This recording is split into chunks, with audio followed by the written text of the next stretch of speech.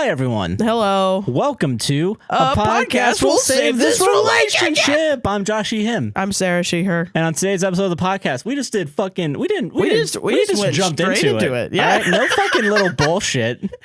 Fucking wolf story, 4 chapters, 2 Reddit stories, of wolf stories, motherfucking 4 listener stories, crazy ones. Sarah had all the fun ones, dude. Ryder versus James versus Con versus Ellie versus the dead parents.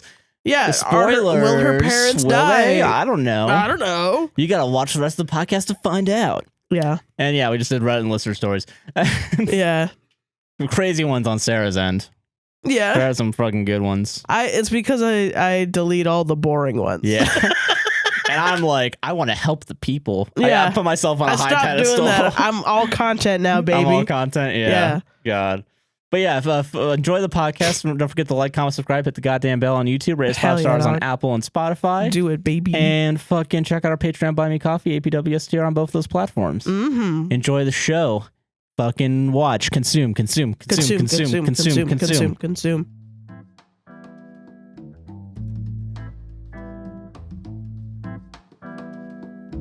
All right, okay. Here's how we're gonna start. I didn't do this during the Patreon. Yeah. This is for everybody. This is a LaCroix can opening for everybody. Down with capitalism. E for everybody. We're a gamer podcast. Okay. All right. Yeah. That's how we. Yeah. Okay. All right. Dude, I can play with this space. I could do a gaming podcast. Are you kidding me? Yeah. Coming up this week, is Mario's mustache the same as his sideburns? Ooh. That's just a theory. A game theory. Okay. If I look up, this is going off the rails already. All right. Yeah. I'm just gonna do one video game news. I'm gonna look up video game news. I'm gonna read the first title. All right, this is our pilot for a video game podcast. Well, no, this is try not to laugh. I'm gonna read the video All right, game. well, I already lost, I guess, because just the idea made me laugh. So thanks. All right, I'm ready. Let's go on in Gamerville. I've already lost because this is actually really funny. All right, okay. Latest video game donkey YouTube sparks Sonic Frontiers review bombing. I've seen that. Yeah, people are trying to fake being video game donkey fans and review bombing. So Sonic fans are pretending to be donkey fans by making fake accounts with like video game donkey fan and then like 5-digit numbers, right? To be like, this game sucks dick, to make it seem like donkey cost a bunch of people to review bomb the newest Sonic game. Why? Because I think he gave it a negative review and a lot of people liked it. So Sonic fans are just like, they're negative reviewing their own game? Because of a video game donkey video that criticized their game. So they're criticizing their own game. Yes, they are. As a yo, I gotta be honest, and I want everyone to take it with every little instinct that you got. You know? Yeah. Read into what I'm saying right now. Yeah. Sounds like a very Sonic fan thing to do. Okay? All right, yeah. Yeah. Read into what I said. I've seen so Donkey tweeted about it. Yeah. I'm still on Twitter. We'll talk about Twitter in a second, but like fucking yeah, we're all still we're gonna do a quick rundown before we do the wolf story and shit. But like, okay, fucking so I saw fucking Vosh respond being like, yeah, you can make fun of Sonic fans. That we should all agree on that as a society. We should be able to make fun of Sonic fans. Lyle from Oni Plays was like, I'm just happy someone else played the game. Yeah. Yeah. No, it's been wild. That's crazy. I watched the review. It was a pretty funny one.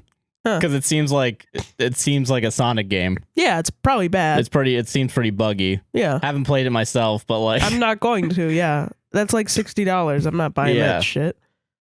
God, but yeah, no, that's been funny. That's the video game news segment. How you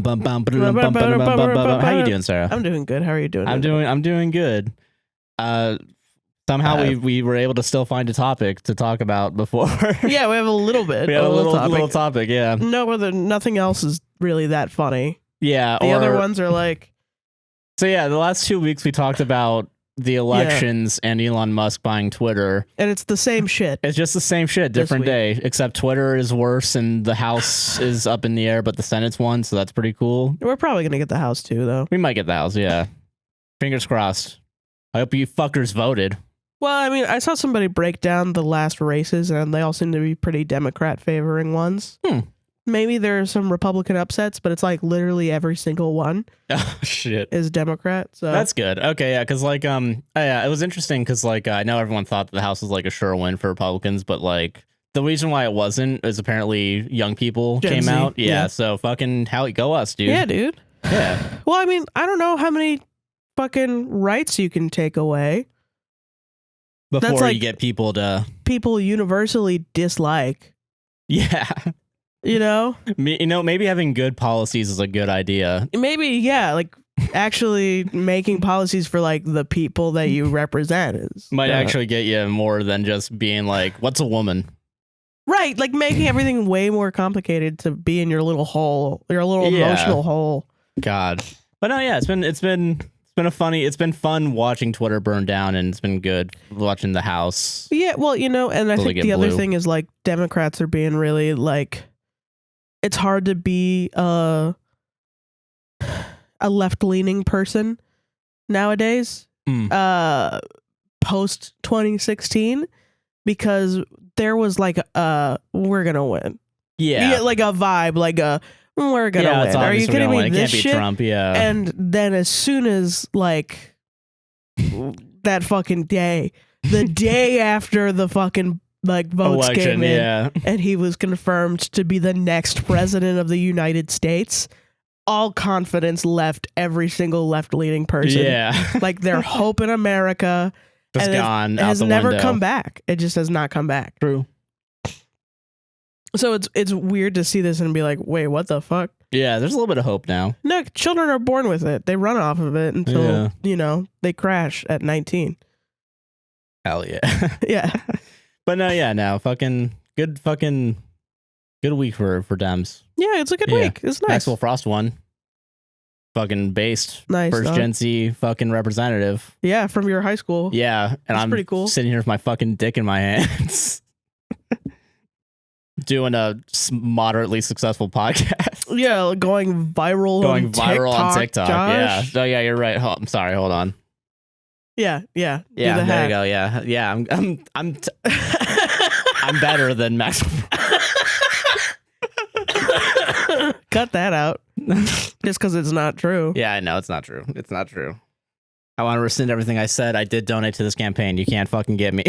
Oh, true. Yeah. Yeah. All right. You fucks. Nobody can get my money. You know what sucks? Actually, before we talk about the wolf story, I actually don't know if my vote got counted.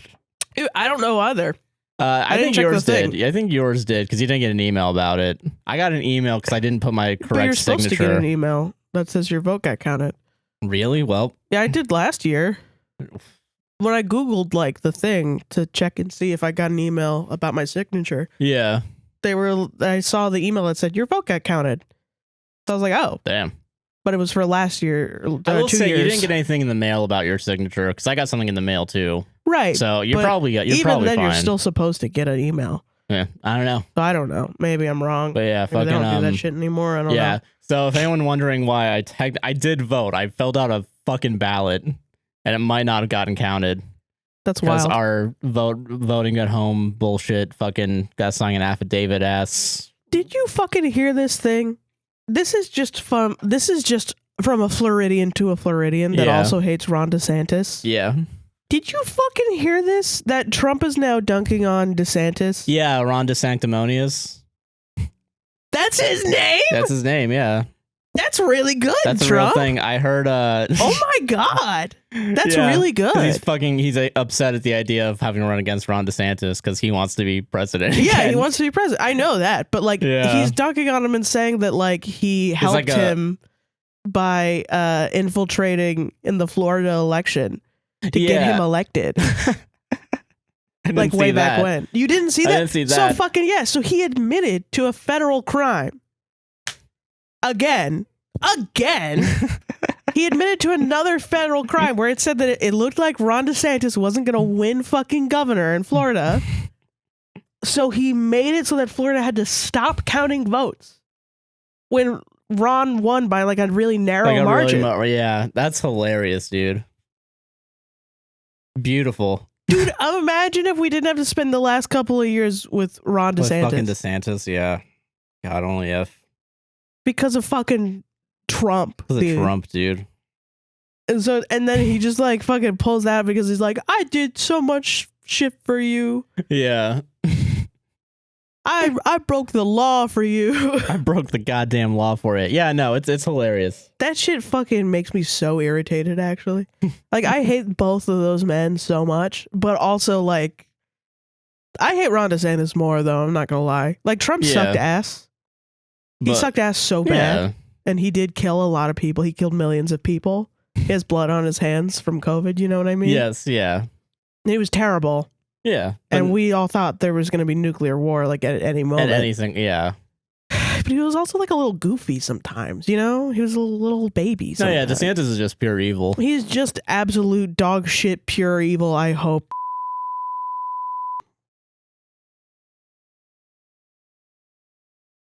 Gotta cut that out. It could be anything. He could get a birthday present. I don't know. It could be anything. Sarah has just said that she hopes Ron DeSantis. I thought this was America. This isn't Twitter, Sarah. Sorry. Comedy's finally allowed on APWSTR. Wait, do you think I could say that on Twitter now? Wait a minute. No, wait a minute. No, Twitter wait, might be based. No, wait, no. Actually, hold on. No. God. But yeah, no, so we have nothing to talk about this week. I'm sick. Josh gave me a sickness 100%. That's true for real. Fact checked by fact checkers. That's true. Josh gave me a sickness. Facebook is checking this post might be misleading. We don't have factual proof. We don't know for sure. Josh got me sick.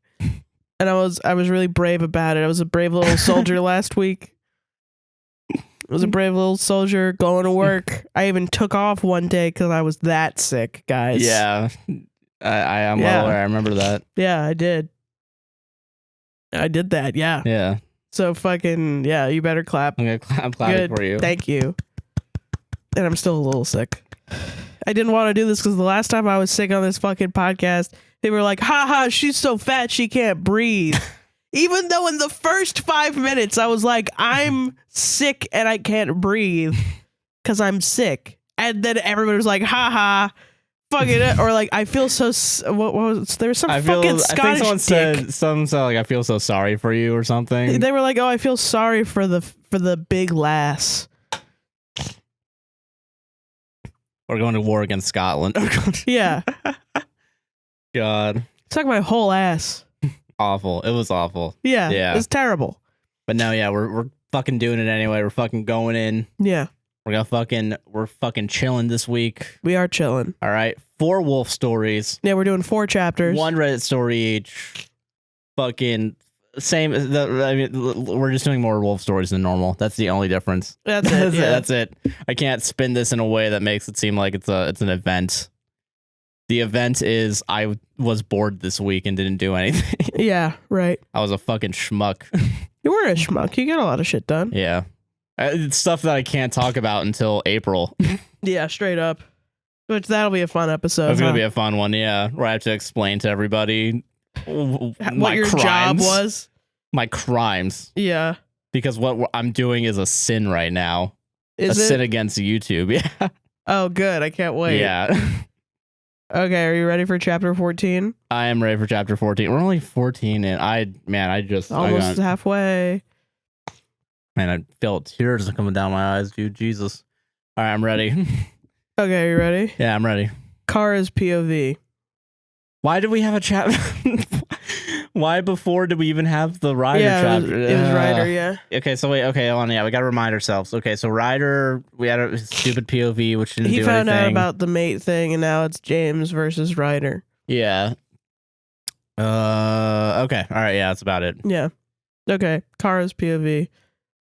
I stare at Ryder's back as he walks away. You should have gone with him. In fact, run after him now and beg to be with mate, Arya says. And sit for him, too. Beg and sit and bark and maybe and speak. And maybe you'll get a treat. And paw. And paw, yeah. Shake. Roll over. Lay down. Okay. We already have a mate, I tell her, swinging lightly. Yeah, it's him, you fuck. I like Axis. You like Ryder. Go with Ryder, she begs, which is rare because she's a very tough wolf. I'm with James. I care about James, I tell her, a little annoyed. I don't like Levi as much as I like Axis, she huffs back. His name is Levi? His wolf's name is Levi? Yo, having a wolf named after a gene company. Legit, I think it is named after a gene company. I don't really like Wrangler that much, actually. This is what's wrong with America and the world at large, is that girls can sit in history class, learn about the Axis powers, and go, Axis. That's a good name. That's a good name for a wolf. Levi. That's a good name. Just pointing at things during their pencil. That's a good name. My wolf's name, Pencil. My wolf's name, Skechers. What would your wolf name be, Josh? Towel haphazardly thrown over a bunch of random garbage on a gaming chair. Mine would be Oglethorpe. Author's note. We got a note from the author. What? We're only 3 sentences in. I haven't told you guys yet, but Levi is James's wolf. Yeah, no, really. That was the end of the author's note. Can you trust the audience a little bit? Can you trust us a little bit? Oh, man. Why did we? Yeah. I mean, don't get me wrong. I'm being a huge asshole throughout this entire thing, yes. But at least I can use context clues when you give them. Listen, personally, author, thank you for letting me know. Thank you for the clear communication. I appreciate it. That's fair, but okay, I'm being a dick. I know. Well, I like James, and we've been together for a while now. He's a good guy, I tell her sternly. Ryder and Axis are better, she insists. I'm with James. End of conversation, I say, then shut off the conversation. I say, then end the conversation while ending the conversation. Like when you say over 20 times in a walkie-talkie, just to be like, over. I want to make sure you're clear. Jesus. Hey, Ellie. Wait, no, what? Never mind. Sorry. Hey, what are you doing out here all alone? I hear a familiar voice ask. I almost hope it's James, but I know it's not. Hey, Ellie, is all I say back. What's up? He asks. Nothing. I'm okay, I say on instinct.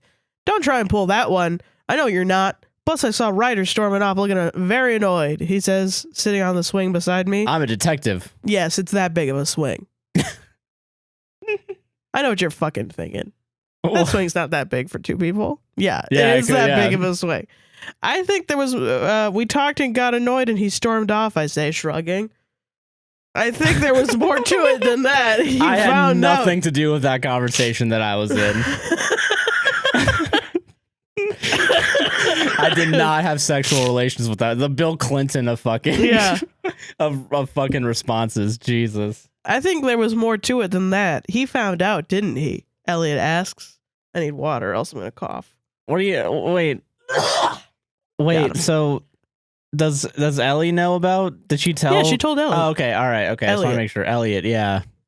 Again, pet name. So Con Ellie. Just fuck those 2 guys. Yeah, I thought it was a girl for sure. But I don't know. Okay, so all right, yeah, okay. So she already told him, but that's fair. Yeah. I think there was more to it than that. He found out, didn't he? Elliot asks. I sigh. Yeah, he did. Told you this would happen, he says. I remember, I say. So what are you going to do now? He asks me. Nothing. I'm going to continue living my life like I have been the past couple months, I say, looking at him. You're going to pretend like that whole argument didn't happen? Elliot says in disbelief. It's kind of her signature move, actually. Yes, I say, shrugging. That's not rational at all, he says. Author's note. See, guys, even the characters know that's not everything I do has to be rational, I tell him. But that's the worst response to the question. You're not doing anything logically. All right, okay. I mean, I guess, but come on. But this isn't something small, he says, grabbing my hand, so I look at him. It's my choice, Elliot, I remind him.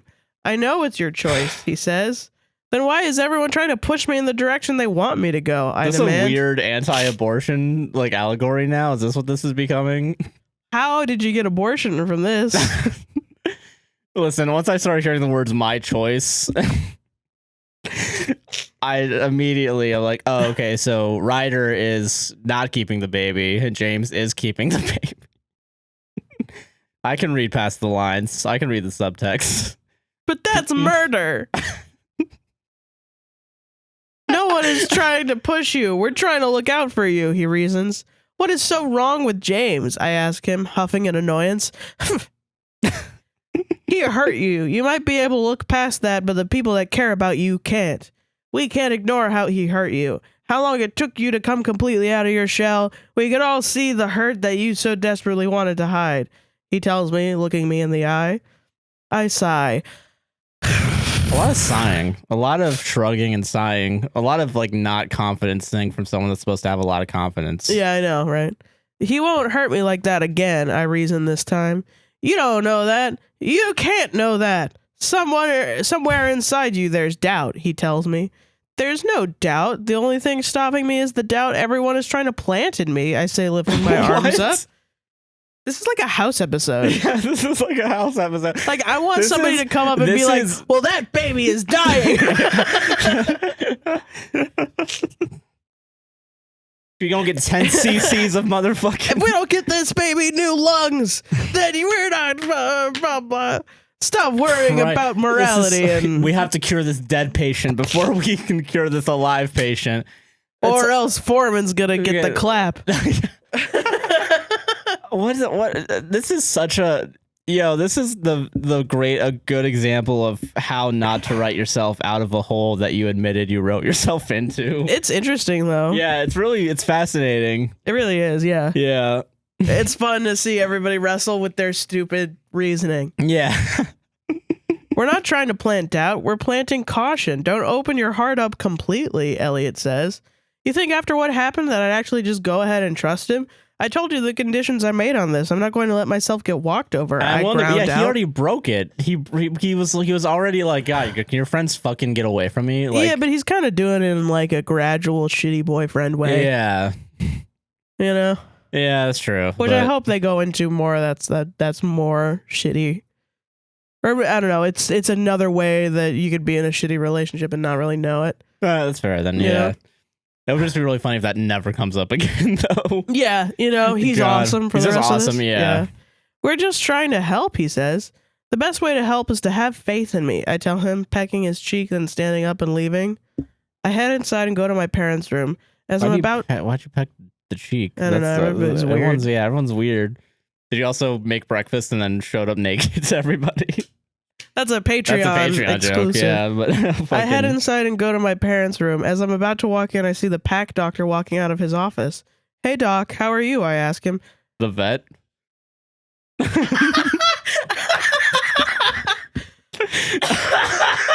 Oh, shit. Oh, fucking shit. He's the veterinarian, dude. That's why he's the... Oh, shit. Fuck. Oh my god. Hello, Kara. I'm afraid I have some bad news. He says, ignoring my question. I'm putting your parents down. I gave him the fucking shot just 10 seconds ago, dude. Didn't you see the candle lit out? It meant for everyone to shut the fuck up. Some people are mourning right now. We already threw his corpse in the big old furnace. We had to go to the... We had to call an emergency crematorium to get there. That'll be $50, please. $50. Holy shit. God. Do you want to cement a piece of cement with their paws in it? Do you want a little vial with their ashes? Holy shit. Okay. All right, okay, let's go. Let's fucking go. It's the putting down the parents time. Yeah.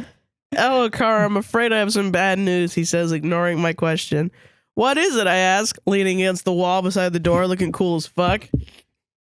What could possibly be so bad? It's not like anyone's dying. I've just got some test results back, he says, handing me his clipboard. They have dog AIDS. Oh shit! What? No fucking way! Yo, that'd be so fucking funny though if like just one time in this whole series they're like, it's AIDS but for dogs. It's AIDS but for dogs. Yeah. Just one time, please. I glance down at the clipboard and see lots of charts. And this all means what exactly? I ask him, skimming through the pages. What's this fucking bullshit mean? In English, please. That your parents' condition is getting closer and closer to killing them, he says slowly and sadly. Sorry, I'll say that again. That your parents' condition is getting closer and closer to killing them, he says slowly and sadly. I gasp. How long? I say, wrapping my arms around myself. Well, if you don't want him to have any pain, I got a needle right here. You just have to supply me with $50. $50. That's all I need. I already got the furnace going. It's roaring ready to go. 2 weeks at most. The truth is though with their injury. I'm sorry, I just am in shock at the next sentence. Yeah. 2 weeks at most. The truth is, though, with their injuries, they could die tomorrow. You know what? It's still better than no fucking warning. From personal experience, that's still better. That's pretty better, yeah. That's at least 10% also better. same with no fucking... Yeah. Usually you don't get it until your fucking brother calls you at 7 a.m. Yeah. Like, hey, listen. Your brother that took care of your cat for fucking after you decided to move to LA/Massachusetts. Yeah, right. Hey, dude. Leolo. I was talking about my brother calling me when my dad died, but I was talking about when Leolo died. That's funny though. You do have to make the call. You have to make the call, yeah. Jesus. Usually Christ. you just get a phone call. Just guessing when your fucking parents are gonna die though. Like, listen, 2 weeks maybe, but like they could die tomorrow. Tomorrow's a day too. Tomorrow is within those 2 weeks. I mean, fuck, they might be dead right now. Fuck, man, I don't know. I'm a shitty doctor. I'm a shitty veterinarian. I'm the worst vet. 2 weeks at most. The truth is, though, with their injuries, they could die tomorrow. He says, taking his clipboard and sighing. Another one I gotta kill. God damn it. I thought this job would just be fucking healing bunnies. It's just put down dogs all day. Werewolves. Werewolves, man. Who would have known? Who would have known? Okay. Why did I go into the werewolf specialty of veterinary school? Womp womp. I put my hand over my mouth. No, I say, shaking my head, fighting back tears. I'm so sorry, Kara. Doc says. Is she still leaning against the wall, all cool, like while crying? Or? Yeah. Yeah. I mean, maybe you could. I could. Yeah. What's wrong with that? Hold on. Sorry. Yeah, do it. I'm cool. The cool kid cries. Yeah. Yeah. I'm so sorry, Kara. Doc says, placing a hand on my shoulder. This can't be happening, I say, continuing to shake my head while it's happening. I think the best thing to do right now is to go in and see them, spend as much time with them as possible, he says, patting my shoulder, then turning and walking away. I walk inside the room and sit at my usual seat. My parents are both asleep, so I just stare at them. Their pale faces, their fragile, breakable bodies. Are you sure they're asleep? Shut up. Stop sending me Snapchats. I'm trying to read this fucking Wattpad, dog. Their pale faces, their fragile, breakable bodies, almost like the life is being slowly sucked out of them. What do they have? Do they have cancer? Dog cancer, yeah. They have dog cancer? I thought they got into a physical assault. That revealed they had cancer, yeah. Yeah, like what? They got shot 15 different times and almost got into a coma. Like, yeah. Yeah, none of this makes sense. Like, I accidentally said Kona, which is a brand of dog toy. Oh, yeah. Oh, Kong? Kong, yeah.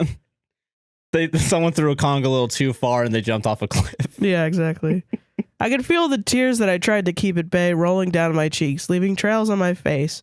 The silence the room is heavy, like a weight on my chest. Yet I don't want anyone to come in and break it. I want silence to remain. Then James came barging in like, what's going on, everybody? Why don't you suck my dick? I must have been sitting there staring at them with tears falling down my face for hours because they start to stir. Kara, what's the matter? My dad asks, grimacing as he sits up. Jeez, I don't know, because you're fucking dying, you idiot. Why are you crying so much, you fucking nerd? What, you never seen a dead body before? Ugh. I wipe my cheeks and look at him. Baby, are you okay? Mom asks. I'm okay, I say. Then why are you crying? Mom says softly, beaconing me over with her hand. I got some fucking asshole parents. Just fucking bullying your crying daughter while you're dying. Like, what the fuck? Just being like, why are you crying so much, you fucking nerd? Wait, what the fuck? What the fuck's wrong with you? Nothing's wrong here. Gaslighting your daughter. Yeah. I stand up and pick up my chair and move it so I'm sitting in next to them. I then take my mother's hand. You talked to the doctor, didn't you? Dad asks. How did you know? I asked, taking my dad's outstretched hand. You're fucking crying and your parents are making fun of you for it. Yeah, and they're in the hospital. And they're in the hospital, yeah. Who else would you talk to? Call it instinct, he says, chuckling. What did he say? I sigh. Honey, it's okay. You can tell us. The doctor didn't tell them that they're dying. What? Yeah, why? Honey, it's okay. You can tell us, Mom says, rubbing calming circles on the back of my hand. He said that you guys have 2 weeks at most left. You could go anytime in the next 2 weeks, I tell them quietly, looking down. I hear them both sigh. Honey, we knew this was coming. We all knew this was coming, Mom says. They've already submitted to a higher power. That's why they're like not there. That's not how anyone who's dying reacts to it. You don't jump to acceptance. You don't. Unless both their parents were suicidal. This is actually a suicide pact of a pack. Yeah. That doesn't make reality any easier, I say. You're right, Dad says. I just don't want to lose you guys, I say, sighing. You'll never lose us. We'll just always be in your heart, Mom says with her soft musical voice.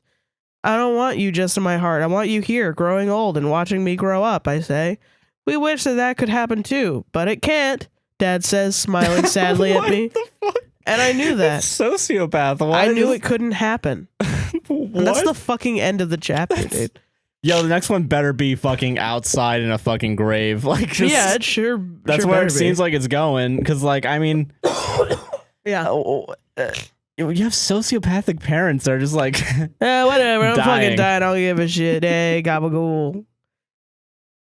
You know, I remember when Leola was passing, right? Because you know, animals passing away, right? I remember just sighing all the time. Because, you know, more than anything. Yeah, I remember you would walk into a room and you would just look at me and you just go, yeah, that's what you would do. Yeah, I would do that. Put your little hands on your hips. Because, you know, more than sad, the death of a beloved family member or pet. It's taxing. Just annoying as fuck. It's annoying as fuck. God, man. It's like, just annoying as shit. Honestly, though, it kind of is. Not gonna lie, though, it kind of is to be like, there's a certain point where you're grieving so much that you're like, why am I fucking doing this? Yeah. Like, why do I gotta be doing this? And then you kind of get mad at the dead person or animal. Yeah, where you're just like, why did you fucking have to do this shit, you dumbass? But see, that's after the animal dies. Right, it's a part of the grieving process. You don't do it in front of their face. No, you don't. No, that's weird. All right, I guess I gotta deal with my parents dying. God. Oh, God. I had plans this Sunday. It's ridiculous. I don't know. It's just so weird. I mean, yeah, it's very obvious. I will say I think I have met, like, kids who have, like... I know one kid in college that, like, he joked about his dead dad a lot. And I could never tell if it was even real until one day... I was on Instagram and then I saw, like, it was just like a gravestone, a photo of a gravestone, and it was of his dad. And I think it was like Father's Day or something. He was like, Happy Father's Day, I guess. And I was like, wait, all those times he was joking about it? It was fucking real? Fuck, dude. Yeah, like he was just like walking around like, yeah, whatever, for my dead dad. Could be worse. Could be reliving the dad dying. Which, I mean, I get that. No, I get it. I get like making comedy, but this is not. This is devoid of the comedic. Like, it's just this is the moment. Yeah. You know, there needs to be a lot more emotion in it, you know. You can't fucking Avengers your way out of this. Like, this just happened. Right. I had an instinct. But even the Avengers, they treat deaths as very serious. Treated it better than this somehow. Yeah, because the Avengers are well written. yeah, true. Yes. They didn't say clean up on aisle dead. Yeah. Clean up on aisle parents. Man. You know, yeah. What are you gonna do? Yeah. Okay, anyway, we got an author's note. All right, author's note, yeah. Hey guys, sorry for the long wait. I'm back to school. It's been kind of hectic. What do you think of the chapter? Comment your opinion, and also comment if you have any ideas. Comment and vote. Thanks. Nobody commented on that chapter. No one has any ideas. No one has any clue what's going on here. We're in a godless world now. We're in. Yeah. There's no critic. There's no writer. It's just a void writing the story. I'm so ready. You're ready? I'm ready. Fuck yeah, dog. Yo, come on. It has to, like, okay. I mean, okay. I'm happy it's got to ramp up in the next 3 chapters, right? Yeah, right? Like, it has to. I'm happy we're doing 4, actually, because now this has to be the turning point. The juicy part. Yeah, it's got to be. And if it's not, this is a problem. Oh, this is now where I have a problem with this story. If we just skipped if we skipped 2 more fucking years. Yeah. Because the author was like, I don't want to write the funeral and grief. I don't want to deal with the interesting change. part. I don't want to deal with grief, which is another change. Yes. I just want sunshine and rainbows and Ryder facing his back to me. Yeah. Ryder's POV. It's been 2 years since her parents died. Okay, Kara's POV. Okay, good. Hey, Kara. I hear a voice say. I sit up on my bed and look at the doorway of my room. It's James. I smile at him and lay back down. Parents dead yet? Are you okay? He asks, sitting down beside me. Yeah, just tired, I tell him, pulling up my duvet. I could tell. It's 10 in the morning. Get up so we can go do something. He says. This is not problematic. This isn't like, get the fuck up. Come on, let's go. No, I think I'm going to have a day in bed, I say, looking up at him where he's leaning on the bed head. What? I don't know. On like the bedpost or something? That's what it says. It says, I say, looking up at him where he's leaning on the bed head. Don't know. Could be bedspread. It could be. Yeah. I get like the headboard, maybe is what she means. Okay, that's probably what that might be what it is then, yeah. It's a Saturday. We haven't hung out in a while. Come on. He whines. Very pushy. We hung out yesterday. Just give me a day to myself, James, I say, rolling over. Good dog. Treat. You get a treat now. You get the treat of James wagging maybe my tail because I don't want to get a treat. Yeah. Yeah. Fine. He grumbles, then leaves. I sleep for another hour, then slip on some comfy clothes and get my laptop out. I go to Netflix and pick what I want to start watching. I decide to watch Rain since I've never seen it before and hit play on the first episode. Is that like a teen show? I don't know. What's it called? I can do some research real quick. Rain, REIGN. Oh, what the fuck? Yeah, I've never actually heard of this one. I get to episode 6 when I hear my door open again. I pause the episode and look up. It's Connor, Elliot, and Claudia. Hey guys, I say, smiling at them and pulling my laptop on the bed beside me. Hi, we were just wondering where you were, but now we know, Claudia says. Thought I'd have a day in bed, I say, wrapping my arms around myself and shrugging. We get it. You don't need to explain yourself to us, Connor says, sitting on the bed beside me. The others follow suit. Has James come in to see you? Claudia asks. Briefly, tried to convince me to spend the day with him, I say, leaning back against the bed head. I think that's the headboard. So yeah, okay, that makes sense. Oh, by the way, so Rain, it is a show. Yeah. Mary, Queen of Scots, faces political and sexual intrigue in the treacherous world of the French court. Okay. All right, that's it. That's cool. the synopsis. So it's that's what wolves watch. That's what they watch. Everybody. Why did you say? Yes. Why? Why did you say? So, no, okay. Briefly, he tried to convince me to spend the day with him, I say, leaning back against the bed head. Why did you say? She asks. I just feel like having a day to myself, chilling out and catching up on sleep, I tell them. Makes sense. Have any other plans for the day? Connor asks this time. I'm going to visit mom and dad later, but apart from that, I'll stay here, I say. Okay, well, we'll leave you to your chill day. See you later. Call if you need anything. Just keep chilling, bro. Keep fucking chilling, Keep dog. fucking chilling. Elliot says, standing up. The others do the same, and they all head out, sending me a smile as they do. The door closes behind me, and I pull my laptop back to my lap. I snuggle up under my duvet and press play on Rain again. Hours pass, and I decide to go downstairs. Take my laptop with me and go straight to my parents' room. They're sitting up watching TV when I walk in. Sweetheart, it's good to see you, Mom says when she spots me. It's good to see you too. Sorry I didn't come visit earlier, I say, pulling a chair over to sit closer to them. Okay. What have you been up to, okay, today? Dad asks me. I spent the day in bed, actually, I say, leaning back in my chair. That's good. Taking a day to yourself is good, Mom says, smiling. Yes, that's good. You've been through a lot lately, Dad says, nodding in agreement. Not as much as what you're gonna go through. Yeah, right. Oh, boy. Ooh. Maybe stop catching up on your soaps, Mom and Dad, and fucking enjoy life a little bit before you pass. Yeah, Jesus. I must admit it was nice, but I did miss you guys, I say, smiling at them. We miss you too, Dad says. So how are things going with you and James? Mom asked me, changing the subject, wasting her life on stupid questions. On my daughter's dumb relationship that's not going to last more than a week once we die. I have less than 48 hours to talk to my daughter. How's your fucking they don't love you. They don't love you if that's what they're asking about. They should be giving you their like last minute wisdom. They should be giving you fucking yeah.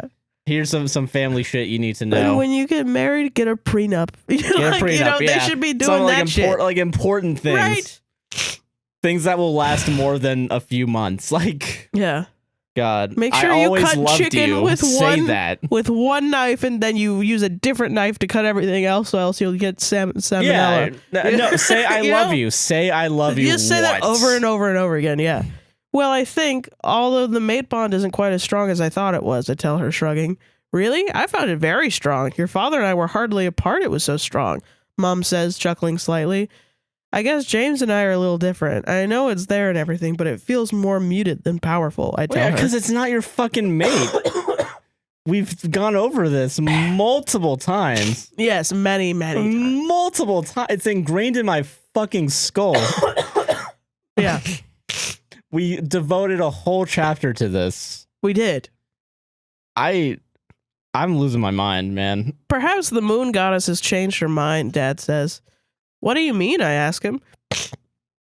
The moon goddess gave up on you. That's what I mean, daughter. Fucking dies. Yeah, right. Haven't you read the book that's in our library? It's very large and very old. It says that sometimes the moon goddess thinks that a person will suit another, but then changes her mind. Then what's the fucking point of any of this? She picks someone else, and the pull is stronger to them than it is to the originally picked mate, Dad explains. I never read that. I read the second chance mate part, I tell him. That is part of it. But being a mate is all about your connection. It is what brings mates together in the first place. You should go and read all of the book. It takes a while to get through, but it's worth it, my mom says. And do it this week while we're dying. Yeah. Go do that right now. Do it right now. I hate you. So I don't want to spend the rest of my life with you. I want to spend it fucking my wife. I want to fuck the shit out of my wife. God, okay, here's my prediction, because now that this another rule has just been added for no reason. I think she did read that, though. I think I remember reading that. I don't remember reading that. I don't remember reading that part. The part where I can't really tell how different it is than from what we read. Well, because the part where Jesus Christ gets bored of this bullshit is like, yeah, I'm gonna pick someone else. Well, I mean, context clues. Like, why would there be a second chance if it's not true. Just because she's fucking bored? Yeah, okay, that's fair. So, I mean, I don't know. So, I guess here's what it's setting up, right? If it's gonna be that, it's not gonna be towards James or Ryder. It's gonna be towards fucking Connor or Elliot. Yeah, that's what that's setting up.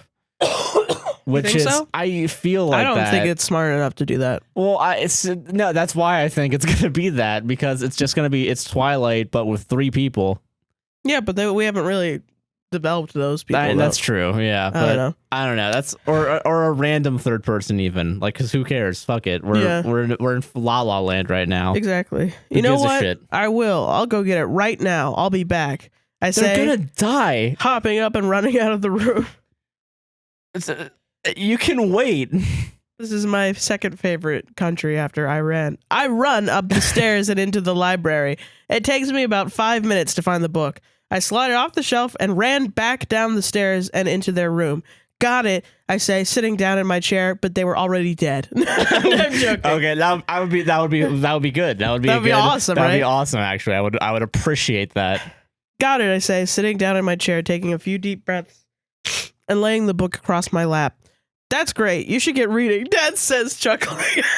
You should get fucking reading. Start fucking reading. I don't want to talk to you anymore. Get out of my fucking face. I've been talking to you your whole life. I fucking hate it. I hated it from the beginning. I saw your face when you were a child, and I was like, oh my God. I see that white light right in front of me, and your stupid, ugly face keeps fucking shoving in front of it. And I'm just like, I just want to fucking die. I just want to fucking end it all. Imagine you're like sitting there about to go up into heaven, and you're just like, yeah, go fucking read a book or whatever. and then your daughter comes up like, hey, here's a book. Yeah, okay, great, honey, good. Great. No, I see Jesus. I see Jesus Christ right now. I see Wolf Jesus. I see Wolf Jesus. He's turning wolf water into wolf wine. And I want a fucking glass. Come on. He's got treats for me, baby. Treats for me. Infinite treats. That's great. You should get reading, Dad says, chuckling. I was thinking while running, that is. Reality is I don't have much more time to spend with you, so now that I read it out loud. So now whoa, dude. Who's having a stroke? You were the writer. I was thinking while running, that is. Reality is I don't have much more time to spend with you, so now I read it out loud. I know it's not some epic fantasy book.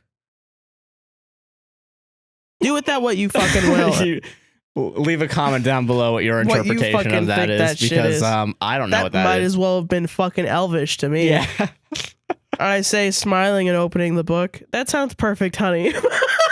These parents do not love her. They do not. My mom said that, even with as much of like, I love you, I love you, I love you. I would be like, no, you don't. No, you don't. Mom says, sounding teary. I smile and turn the first page. Get comfortable. This is going to take a while, I say. This makes Mom and Dad laugh. I smile and start reading. That's the end of the chapter. What is happening? She's going to read her parents to death. She's going to read her parents to death. The nerdiest way to die, being read a book. Yeah. You know, on second thoughts, maybe watching soaps isn't such a bad idea. Yeah. Just watching TV and then your fucking daughter comes in with a book. I guess it's kind of a sentimental idea. I guess, yeah. If you want to spend it, like, but like also like you're not really spending. Not for me. I wouldn't do that. Well, because like you're not spending. Okay, so your parents are dying, right? Right. Parents are dying. I mean, like from the parents' point of view. Oh, okay. Like, oh, I'm gonna die next to my daughter as she's reading me a book. Yeah, I guess that could be nice, but like not for me. Yeah, not for me. I want to die fucking. I want to die on a boat or something. I just remember the fucking Eric Andre, what he's doing, the "This Ain't Your Mama's" monologue. Yeah. Where he says, "Have you ever been banging your grandmother and fuck her to death? Talk about going out with a bang."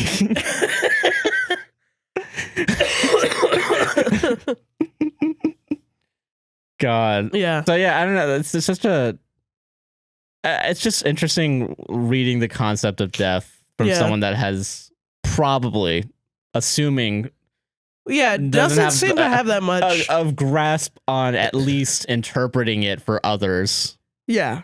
I think that's what it is, because I think they could have a brush with death. Yeah. But I don't think they know, or they have the ability to vocalize that and explain it to people.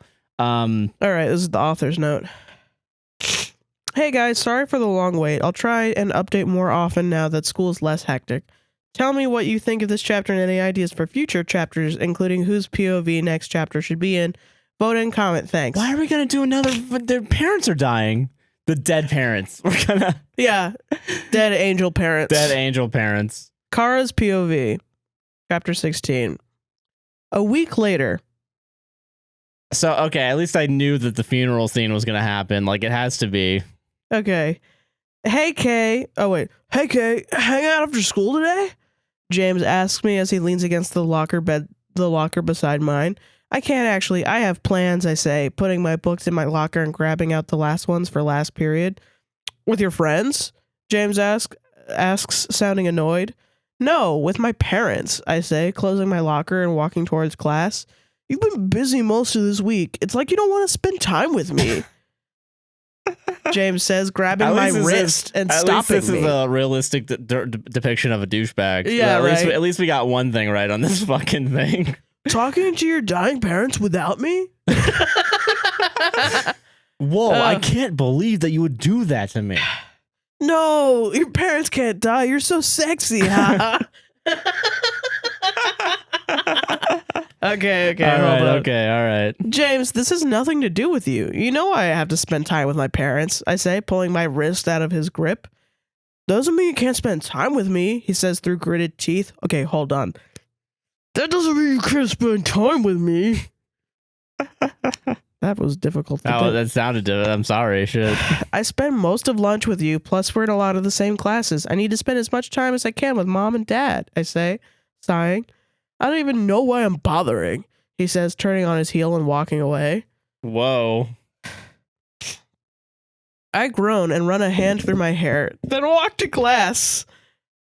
Okay. Why do I need to know that? That just happened. What is going? Okay, all right. Okay. Yeah, there's nothing. Nothing has to make sense. What the fuck? I groan and run a hand through my hair, then walk to class. I used my right foot first on the way to class, then my left, and then I skipped. Think about Radio Rebel, where she's like, yeah, you know. All right. God, man. The class goes slow, and I notice that James isn't there. I drive back to the pack house on my own and go straight to see my parents. Hey, honey, how was school? Dad asks me. It was all right. James is being a little annoying, though, I say, sitting down in my chair and pulling the book towards me. Why? I thought everything was good between you, Mom says, furrowing her eyebrows. You were lying to us before dying?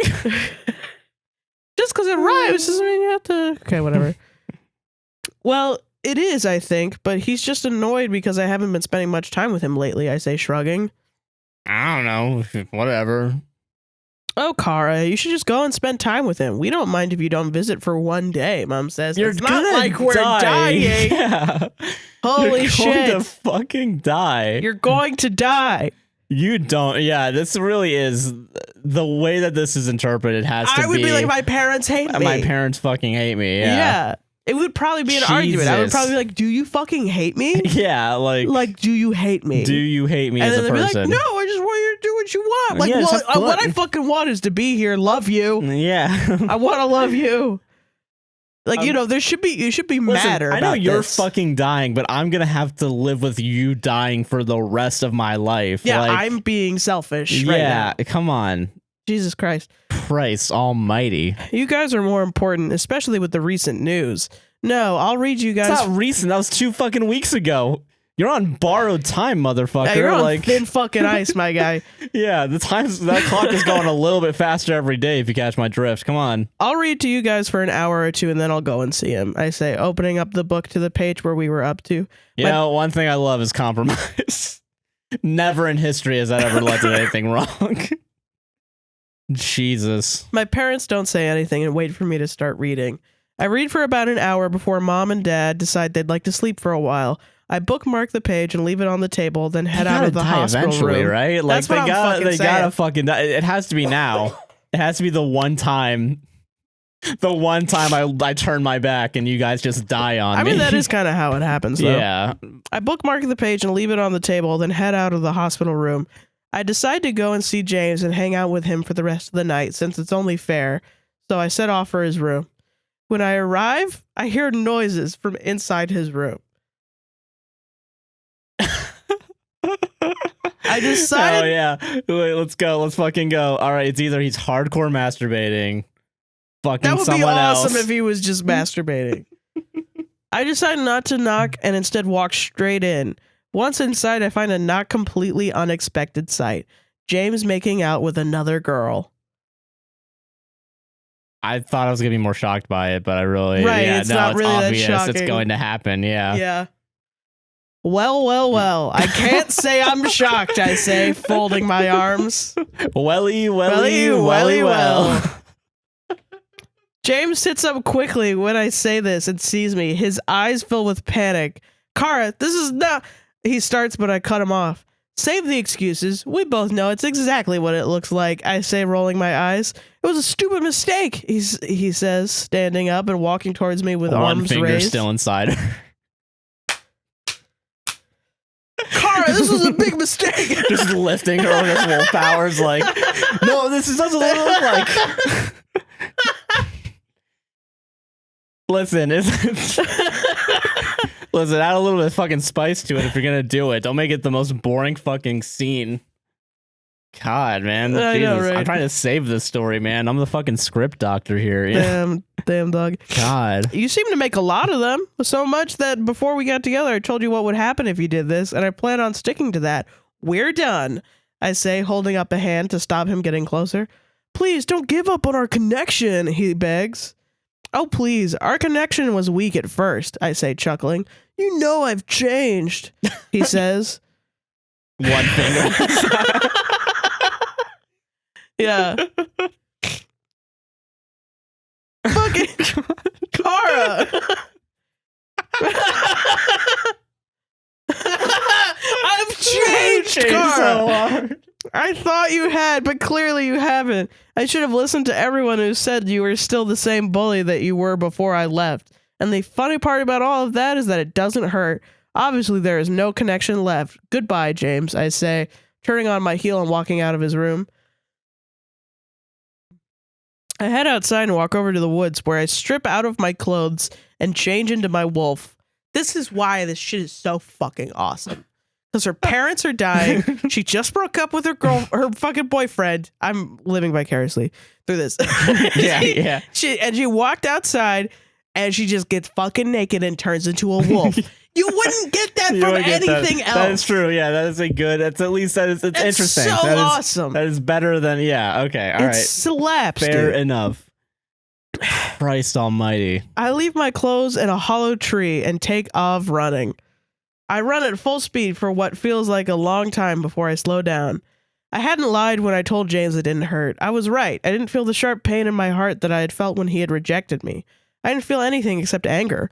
My wolf was angry. I was angry. All the advice from the people I cared about had been right. Ryder had been right. Big fucking shock there. Jesus. This is 9 comments on it. Oh, yeah. What are the comments? Duh. Your wolf is angry at you, bitch. You're so fucking stupid. Oh, she said my wolf is angry with me. And everybody's saying, no, your wolf is angry at you because you're stupid. Yeah. God. Yeah, no, because, the wolf was like, no, I don't like this fucking guy. I like axes. Yeah. Like, yeah. Christ, this is... Damn, the story almost gaslit me. They were so right. They were like, what the fuck? Yeah, wait, yeah. I run all the way back to the tree where I left my clothes. I shift back into my human form and slip my clothes on. I check the time and see that I've been running for over 2 hours.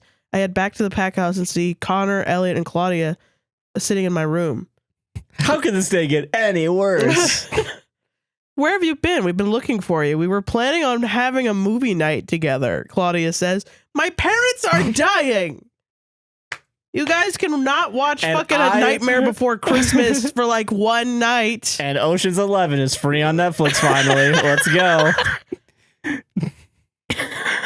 Insert you folks at home, just put in the Ocean's 11 theme during all this. I bet that edit's gonna make it in. Yeah, I bet you're really gonna do that. No, it's not, because that's gonna be a lot of work tomorrow, and this podcast has to go out in 24 hours. True. I just went for a run, I say, shrugging. We were worried, Connor says. Guys, clearly I'm fine. Let me get changed and we can start our movie night. I say. I stand up. Your parents are dying. Check on your fucking parents. Check on your parents, maybe. They said they were going to sleep. That might not be just sleep. It's sleep forever, I think. Yeah. Guys, clearly I'm fine. Let me get changed and we can start our movie night, I say. I stand up and grab some comfortable clothes out of my closet, then go into the bathroom to change. I pull on the clothes and leave mine in the laundry basket. I head back out to see the others set up in front of my TV. Connor and Claudia have made a pillow mattress on the ground and are lying on it, huddled up in blankets. Elliot is sitting along on the couch with pillows and blankets surrounding him. I sit beside Elliot on the couch and wait for the movie to start. We movie around to get more comfortable, and Elliot and I end up lying side by side on the couch with my head on his arm and our legs stretched out across the rest of the couch. Ooh. Maybe you're right. I don't know. I feel like that's where this is going. It's kind of flirty, yeah. It's a little. I mean, it's been very fucking flirty, dude. It has been. Yeah. So it's not gonna be that surprising if that happens. That would be funny though if it did. Is everything okay? Elliot whispers to me as the movie starts. Is everything okay? Everything's fine. I just had some things to sort out. Then I went for a run to clear my head, I whisper back. I saw James when we'd split up to look for you. He looked a little distressed, said you'd run off before he could talk to you about something important, he says, looking at the screen. Really? I thought I'd calmly walked away. That's how it felt, at least, I say. No, I totally calmly walked away, for sure. Oh, yeah, I was really cool about it, and I wasn't upset at all. I decided it wasn't really a run, it was a walk that I went on in my wolf form. I just walked in my wolf form. It was a little fat. I mean, I'm really fast, so... Maybe he mistook. He mistook it, yeah, I'm just real cool and epic. I'm mysterious that way. No, I'm the one that broke up with him. Yeah. What happened, Elliot says. Oh, just found James with another girl. Nothing particularly unexpected. I tell him, shrugging and looking at the screen myself. I hear all three of them gasp. Because they're all twins, I forgot, or triplets or whatever the fuck. Yeah, right. Don't sweat it, guys, I say. Kara, are you okay? Connor asks me. Actually, I'm better than ever. That cheating liar is out of my life, and I feel no pain. I mostly just feel anger and relief, I say. That's pain. You said anger. That's fucking pain. What? I'm not sad. I'm just angry. It says the 12-year-old doesn't know that anger covers up sadness. Yeah. Instead of 12-year-old with years and years of therapy and they're about to, destined. Yeah. Oh, God, man. Jesus. Oh, man.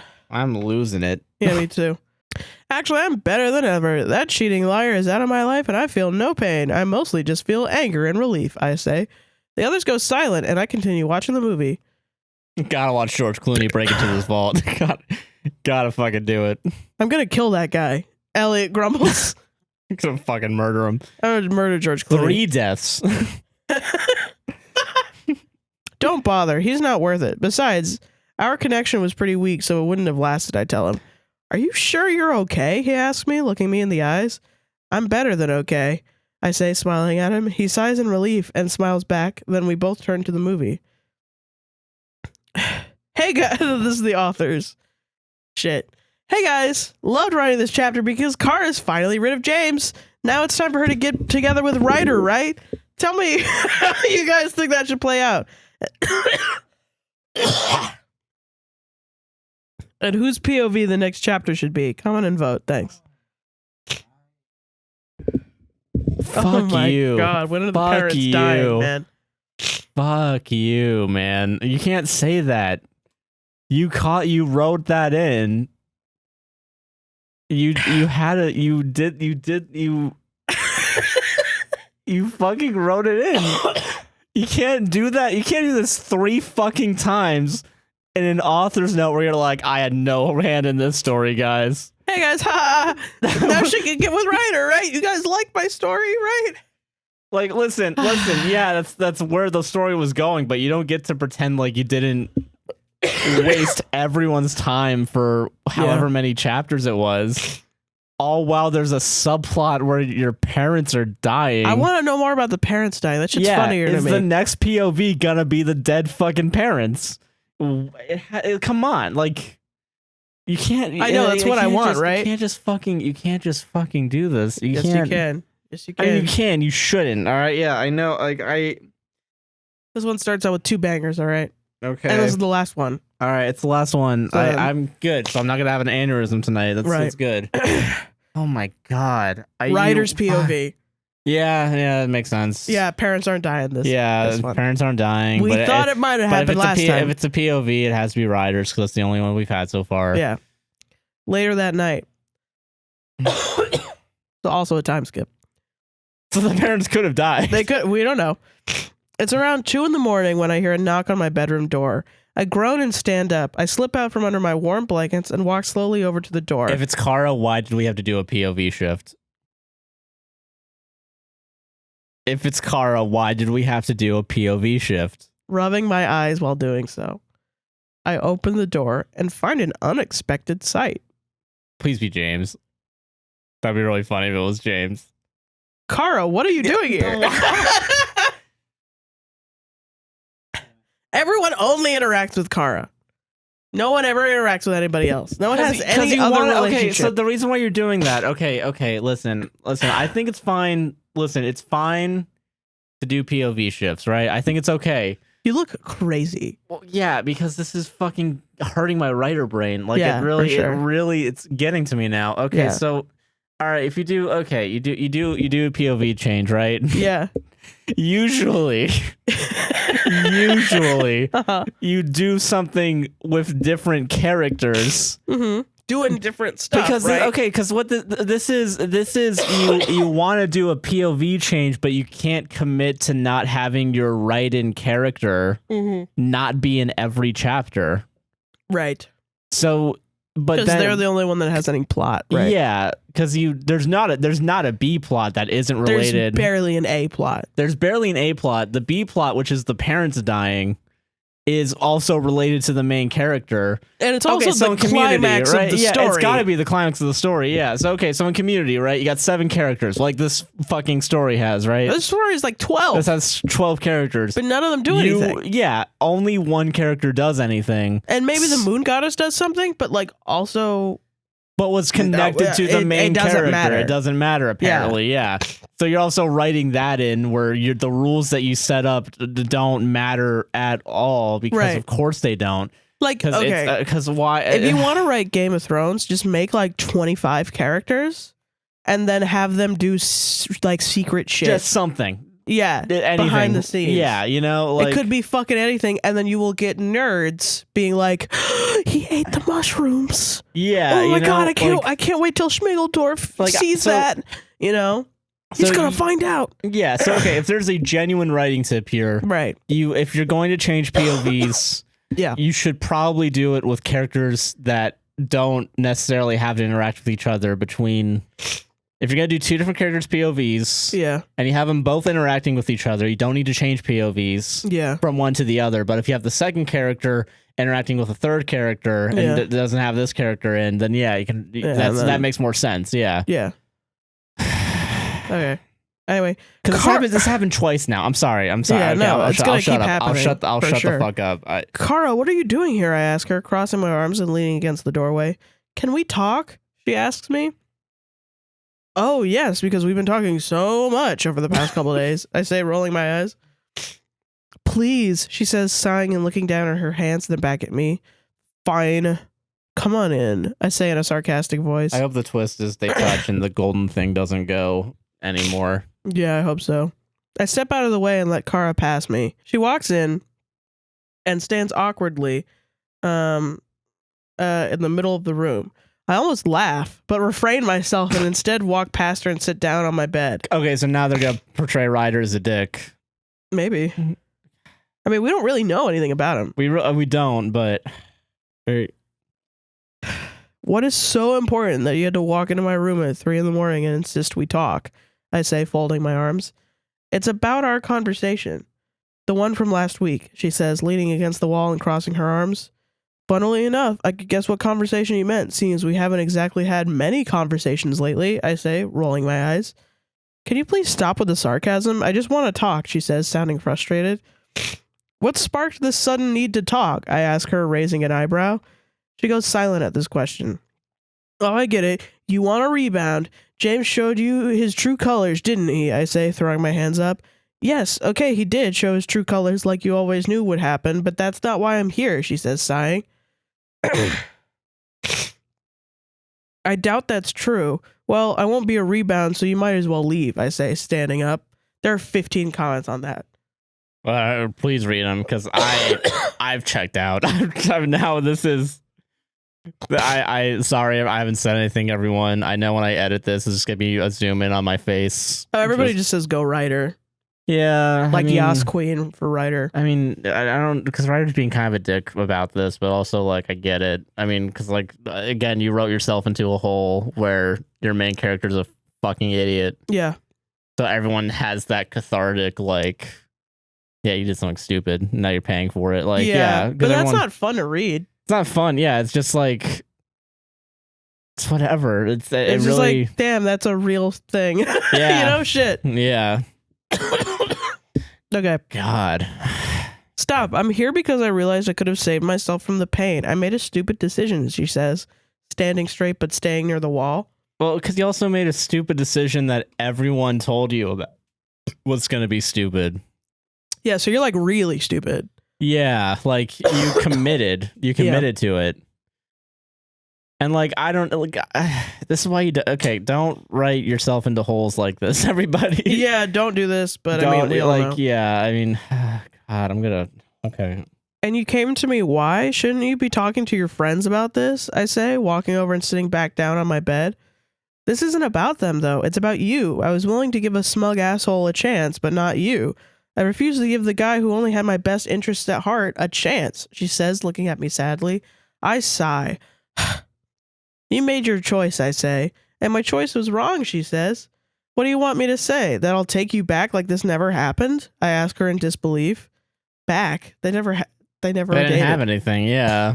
That would be good, but you won't. I'm not saying take me back. I'm saying let's go back to how we were before all of this, when we were friends and you sat with us at lunch. We're barely friends. I feel like you're only friends for like a chapter.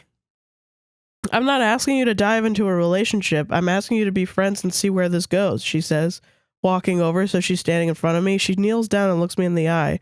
Let me think about it, is all I say. She smiles tightly and nods. Okay, I'll leave you alone. Good night. She places a hand on my clasped ones, then stands up and heads out of the room. I watch her leave and listen to the door close quietly. I sigh and crawl back under the covers of my bed. I fall asleep thinking about Kara and the conversation we just had. When I wake up, everything around me is unfamiliar. Even what I'm wearing is unfamiliar. I seem to be wearing a loose white button-up shirt and a pair of what looks like jeans but are far more comfortable. I look down at my feet and find them bare. All right, now it's Moon Goddess time. Hell yeah. I'm fine with this now. Now the POV makes sense. Hello, Ryder. I hear a clear and calm sing-song voice say. I turn around and see a woman in a white dress with no sleeves and a silver tiara resting on her perfect brown curls that tumble down her back. Her face is defined, but in a gentle way. You know who I am, I assume, she says, smiling kindly at me. The Moon Goddess, I say quietly. You meet the Moon Goddess once and you turn to James. Yeah. Yes, I have many forms, but as I told your maid, this is my favorite. The dress changes more than I do, she says, chuckling. My mate? I ask her. Kara, of course. She says like it's the most obvious thing in the world. Yes. She's all but rejected me, I say, sighing. Come, sit, child, she says, gesturing to the rope swing hanging from a large tree. What's with the fucking swings? What's the metaphor there? Yeah, just like swings? Fucking swings, man. I walk over with her and we both sit down since it's big enough for two. Did you already forget about your most recent conversation? She asks lightly. She just wants me to take her back, I say. It's becoming James now. It has to be a third person, right? I'm just reading it like that because it's fun to read it like that. Because I mean, but that is how it's coming across, though, even without you reading it like that. Like, it really is just like, it's. I mean, listen, I'm cool with it being like an all men are trash thing, right? I don't find whatever, who cares? But like, you want her and Ryder to be a thing, though. I mean, because that's what everyone wants. That's what you've.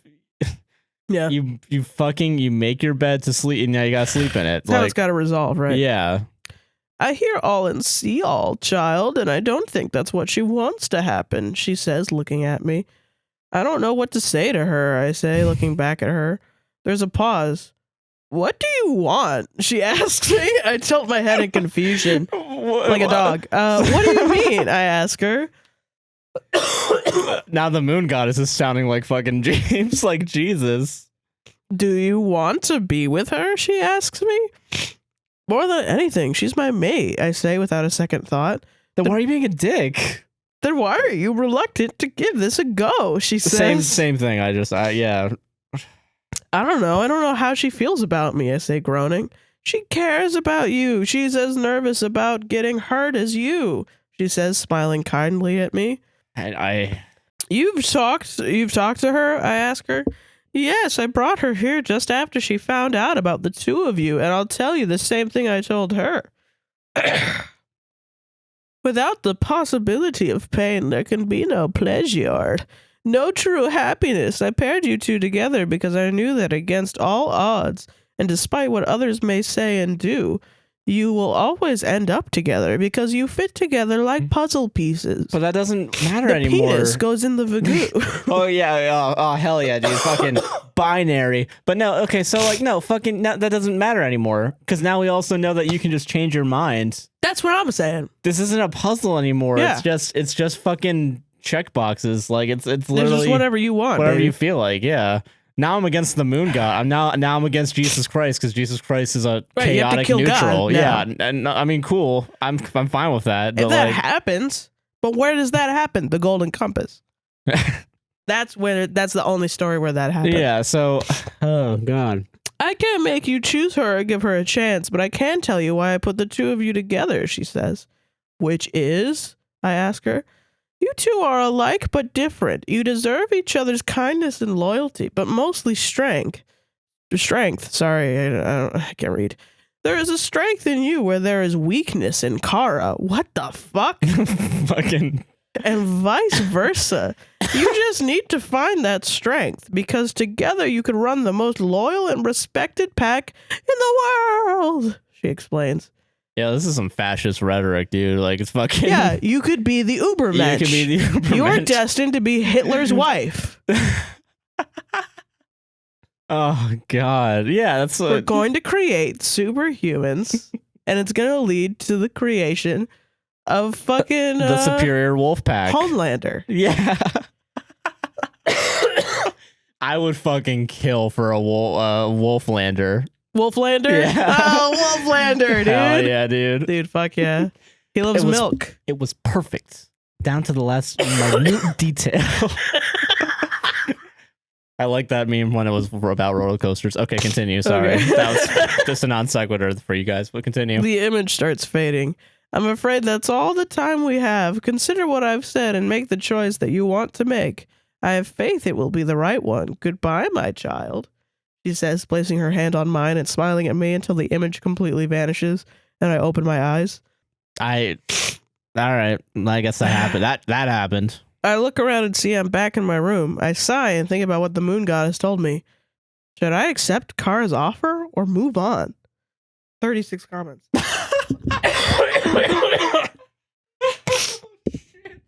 36 comments on just that line?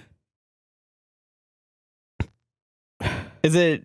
Yo, people are split. People are split on this? Everybody's saying move on, but then some people are saying accept it, but not too fast. Just fucking take it. Move on. I gotta be real with you guys. I got no more horses in this race. All my horses are fucking... They got a broken leg and need to be shot down. Like, I really can't... I can't support any decision made in this story anymore. Yeah. Like, at this point, I feel like the sharks have been jumped. The fucking... I can't. I literally... Accept it, you twat. If you don't fucking accept, I will cut a bitch. Who you gonna move on to? All right, you guys are saying this is why I can't have a horse in this race anymore. You guys are like, it's going insane for me, like, or insane on my behalf. Like, I can't. I get it, man. I can't, man. I get it. I get why people are frustrated. Because you're hooked. Everyone, look, if you're this fucking far into the story like we are, and you're still, you haven't skipped to the Reddit segment yet. Yeah, I know, you're right? Hooked. You're deep you're in hooked this. into this now. So you're forced to listen to every fucking second. Yes. And like, I don't know, man. Like, that's the upsetting part. That's why I don't have a horse in this race anymore. The horses, I just hope one of them can crawl their way to the finish line before they're sent off to the factory to get glued. None of you, Josh, you don't get to complain. No one else gets to complain other than me, because I'm the one that reads this. I'm uniquely the one that has to look at this with my eyeballs. You all get to hear my beautiful voice. So if you're complaining about it, you're really complaining about me. And I'm now a part of the story. You know what I mean? So it's the narrator in Wolftown, yeah. Yeah, I'm the Wolftown narrator for sure. But I don't know, it's just so just baffling, I guess. Yeah. The story, not you reading it. I know, it was just funny that and when you said and now you gotta every single second innately made me feel like you don't fucking like listening to me. No, for my woman, my crazy woman feelings, you know what I mean? Yeah, you need to talk to the moon goddess about that. Shut the fuck up, Sarah, because your weakness is my strength and my weakness is your strength. That's gay as hell. I'm not doing that shit. I would never admit that shit, that I'm weak at all, ever. I'm strong as fuck. No one could tell me otherwise. For a moon goddess that wants to make the Ubermensch, she is mentioning a lot about weakness and how to get the Ubermensch has it, and I don't really accept that. I don't know. It's so crazy where you see white supremacy pop up. Well, okay, but it's just fascist. Yeah, it is. Just fascist the idea. rhetoric. I mean, you're saying superior blank, yeah, around the most loyal, most strong pack. Yeah, no, you're making the Ubermensch. Yeah, right. Yeah, exactly. That's what that is. Okay. Fucking Christ. This is the author's note. Hey guys, here's another chapter. Tell me what you think and whose POV the next chapter should be in. And what do you recon? Should writer accept, I guess recommend, but that's not what recon means. It could be retcon too. What would you want to retcon from this story? Right, that's what I thought it was. Yeah. And what do you recon? Should writer accept Kara's offer? Let me know what you think in the comments. By the way, the photo above is of the woods where the moon goddess and writer talk. Comment and vote. Thanks. And you know what's so disrespectful? What's so disrespectful? Each line you can comment on. So you could comment on the author's note. No one has ever done that. Not one person. I think one time. It was the one time where everyone got a chance to make fun of her for saying I didn't like it either. Yeah. Yeah, I remember that. That was the only time anyone commented. That was a fucking bold statement to say.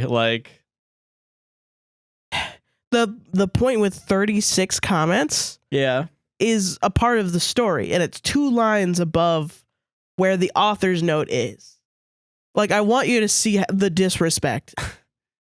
That's fucking hilarious. Isn't that funny? It's pretty funny.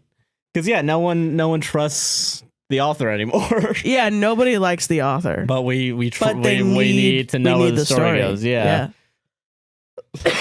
So Sarah, where's your faith in this story right now? Oh, it's gone. The parents need to die soon. The parents need to die. You gave us a fucking timeline, and now you're doing the thing that I hate, which is just doing a bunch of crap. Yeah, that's another thing that I'm confused on the time scale. Every single fucking time, anything, TV show, movie, book, they give you a time period, a time frame. Yeah. And then they're like, oh no, I gotta go and do all this stuff before the time runs out. And they go and do 5 million things that you wouldn't be able to do in that time. I have 60 seconds to do this, and then cut to a montage of running upstairs and fucking cooking fucking eggs and shit. Yo, okay. Video game gamer podcast time. Fahrenheit Indigo. Oh, Indigo Prophecy. Fahrenheit some bullshit. Whatever. Yeah, that fucking game. The opening, you kill a guy in a bathroom. Yeah. Right? And then the police show up to investigate the crime, and you have to get rid of the body, clean the bathroom, and leave the bathroom. Or you have to dip. Yeah. Before the police find you. Because the whole point of the game is that it's you see the police side, and you also see this guy that's communing with a god. Yeah. I don't know. It's fucking crazy, but yeah, it's one of those the fucking the guy that did Heavy Rain and Beyond Two Souls and that fucking weirdo. Yeah, it's interesting if you like weird games, but like fucking, you know, he has to do that shit, and like it shows you like the character walking up to the fucking thing, and then you got to do all this crap and get out of there or like hide or something. Yeah, and it doesn't make any fucking sense. And I hate that shit. Anytime I hate that trope. Yeah. Because I feel like it's mocking me. Because I get up in the morning and I go, I have 30 minutes before I have to go to work. Yeah, I got to do all this stuff. You have to use time wisely. And time doesn't fucking slow down for me. It speeds the fuck up. But no, But no, in Fahrenheit Indigo Land. Yeah. In fucking Wolf Story town. Years are minutes and minutes are years. Your parents stay alive for however long you need. Until I deem the story needing it. Maybe the dog, it'd be so fucked up if it just gets revealed like, oh, the doctor fucked up the charts. Your parents are gonna live forever. Good now, yeah. So dumb. Yo, I would be so mad at my daughter if I'm dying and she's not spending every fucking moment next to me. Yeah, trying to fucking, yeah. And like, not even like, I get it, like, you know, that happens a lot. No, yeah, but like. But like, if you're like, I'm going to go hang out with my boyfriend. Yeah. No, I'm dying. Piss off, yeah. Piss off. God, no, don't piss off. Actually, stay, please. Please stay. God. What a weird. Just weird. Weird. Just weird all around. You know what's not weird? Ads? No, Reddit. Oh, shit. All right, fucking Reddit time, baby. Reddit time, baby. All right, fucking, y'all know what time it is. It's Reddit time. Reddit time, baby. Sarah, you got a Reddit story for us? I do. Would you like to present it for the class? Sure, more reading. You're a trooper. Thank you for doing this. Yeah, I fucking know. Are you fucking ready? I'm ready. Am I the asshole for telling my girlfriend to keep her random topics to herself? This is going to be an interesting podcast because I have a similar one to that. Oh, shit. I, 28 male, live with my girlfriend, 25 female, away from the big cities. I ain't no city folk. My girlfriend, Dawn, is super smart and charming. She's everything you'd ever want in a girl, except her being super smart can be extremely annoying sometimes. She just won't shut the fuck up. She's got facts on just about any topic. I call her my walking Wikipedia. She will spend hours on her phone sometimes looking up her favorite topics and will never shut up about them. Her constant research can get in the way of intimacy. I give her multiple hints that I want intimacy and she is too engrossed to pay attention. Ooh. Put a pin in that because we're going to talk about that later. Okay, all right, okay. Her random topics can be anything. She likes to talk about Pokemon, Minecraft, dolphins, Harry Potter, and dogs, and other topics that she will come up with in a week. Keep in mind, she's 25. Okay, and? Yeah, you can't like any of it. You can't like anything. Dogs if you're 25. You need to be a fucking worker by 25. You need to talk about how you're contributing to the capital. Yeah. Yeah. As sweet as Dawn is, she does not know how to act in public.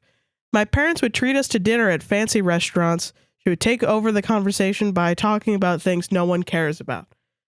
Her topic was dolphins, and she was extremely loud about it. She rambled on, and as soon as I saw my parents get uncomfortable and everyone around us look at us, I told her to stop. I had to remind her not to have her phone out, let alone play videos on full blast in public, because it's extremely rude. Okay. We had a dog trainer come over to do some basic obedience training for our puppy. I thought it was going to be for her for a second. I don't know why the fuck I thought that's where that was going, but I'll be like... That's rude. Yeah. She went off on a complete tangent about dog behavior and stuff for an hour. We get billed by the hour, and she got almost nothing accomplished during the session. This was when I blew up at her. I told her that if she knows about dogs so much, she can train the dog herself. I told her that she constantly rambles on about the strangest topics and at the worst times. I told her that people, including my family, found her extremely annoying and that no one cares about dolphins or dogs or whatever, and she needs to keep it to herself. And with us being invited to my family's Thanksgiving party, the behavior needs to stop. My girlfriend sulked and told me she can't help it, but gets excited about stuff. So sad. She spent the day in silence in her room. We haven't talked since. Did I handle this well? Was I rude? Am I the asshole? What do you think? Why are you even dating her if you hate her? My stupid fucking girlfriend talks about things she likes. Just at all. Doesn't suck my pee-pee. I can't get head, you know? Like, come on. Are there updates? Are there edits to this? So there was an edit. That was already edited.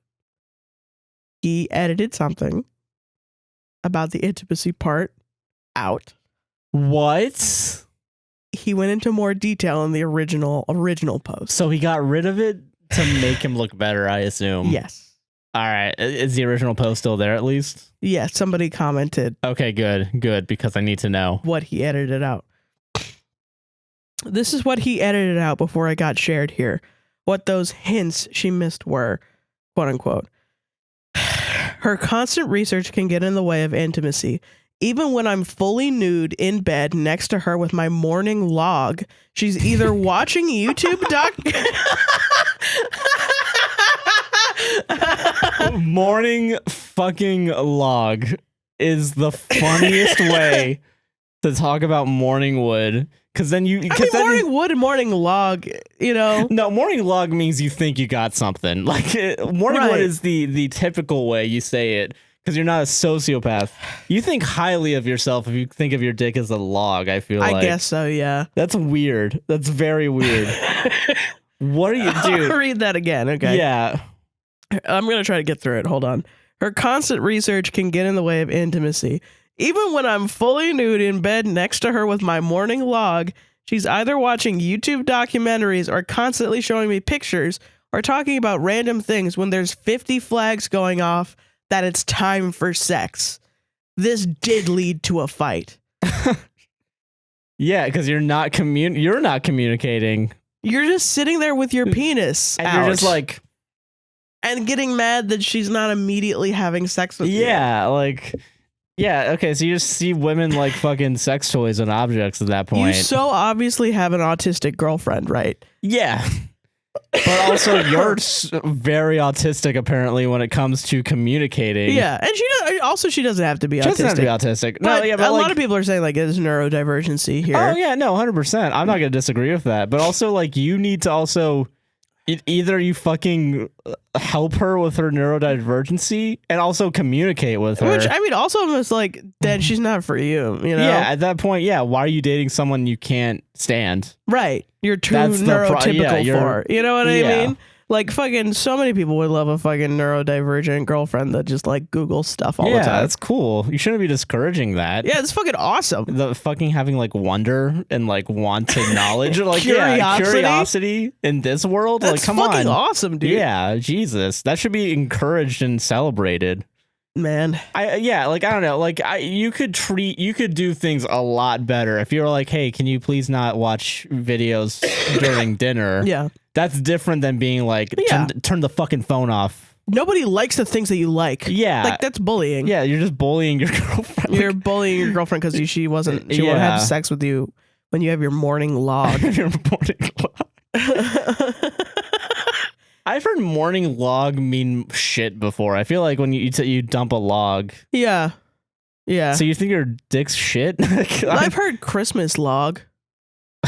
Or Thanksgiving log or something. Meaning like the shit that you take after Thanksgiving or Christmas dinner. Yeah. Just a weirdo. What a weird fucking guy.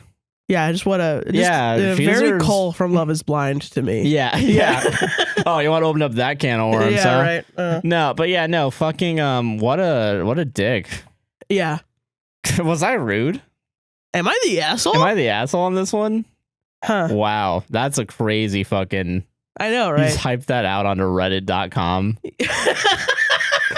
I love the way you said that so much. Fucking come on! You should have known. You should have fucking known what was gonna happen. They were gonna mock you in your stupid morning log. I hate my girlfriend so much. She's a dumbass. I hate my girlfriend. Oh, it seems like you hate your girlfriend. Why did you just say that to me? How fucking dare you? How dare you? Maybe you're autistic. Jesus Christ. What a dick. Yo, someone with ADHD, I'm personally offended, dude. I love research and shit. Yeah, right. Fucking dick. All right, fucking God, solved it. Solved it, dude. We solved that shit. Nice. God. Fucking asshole. That was one that got to you, huh? Yeah, it did, yeah. Because it's like, I don't know, that's my worst nightmare, is to just be like in a relationship with somebody for like years. Yeah. I guess it used to be, and then now I'm like, if that's true, then like that's your fault, you know? After some point in a relationship, if you've been going on for years and you hate your partner, yeah, you should have probably, you could have left. It's your fault. It's your fault at that point, yeah. Yeah. God. All right, fucking. Yeah. So I got another one. It's not the same story. That's good.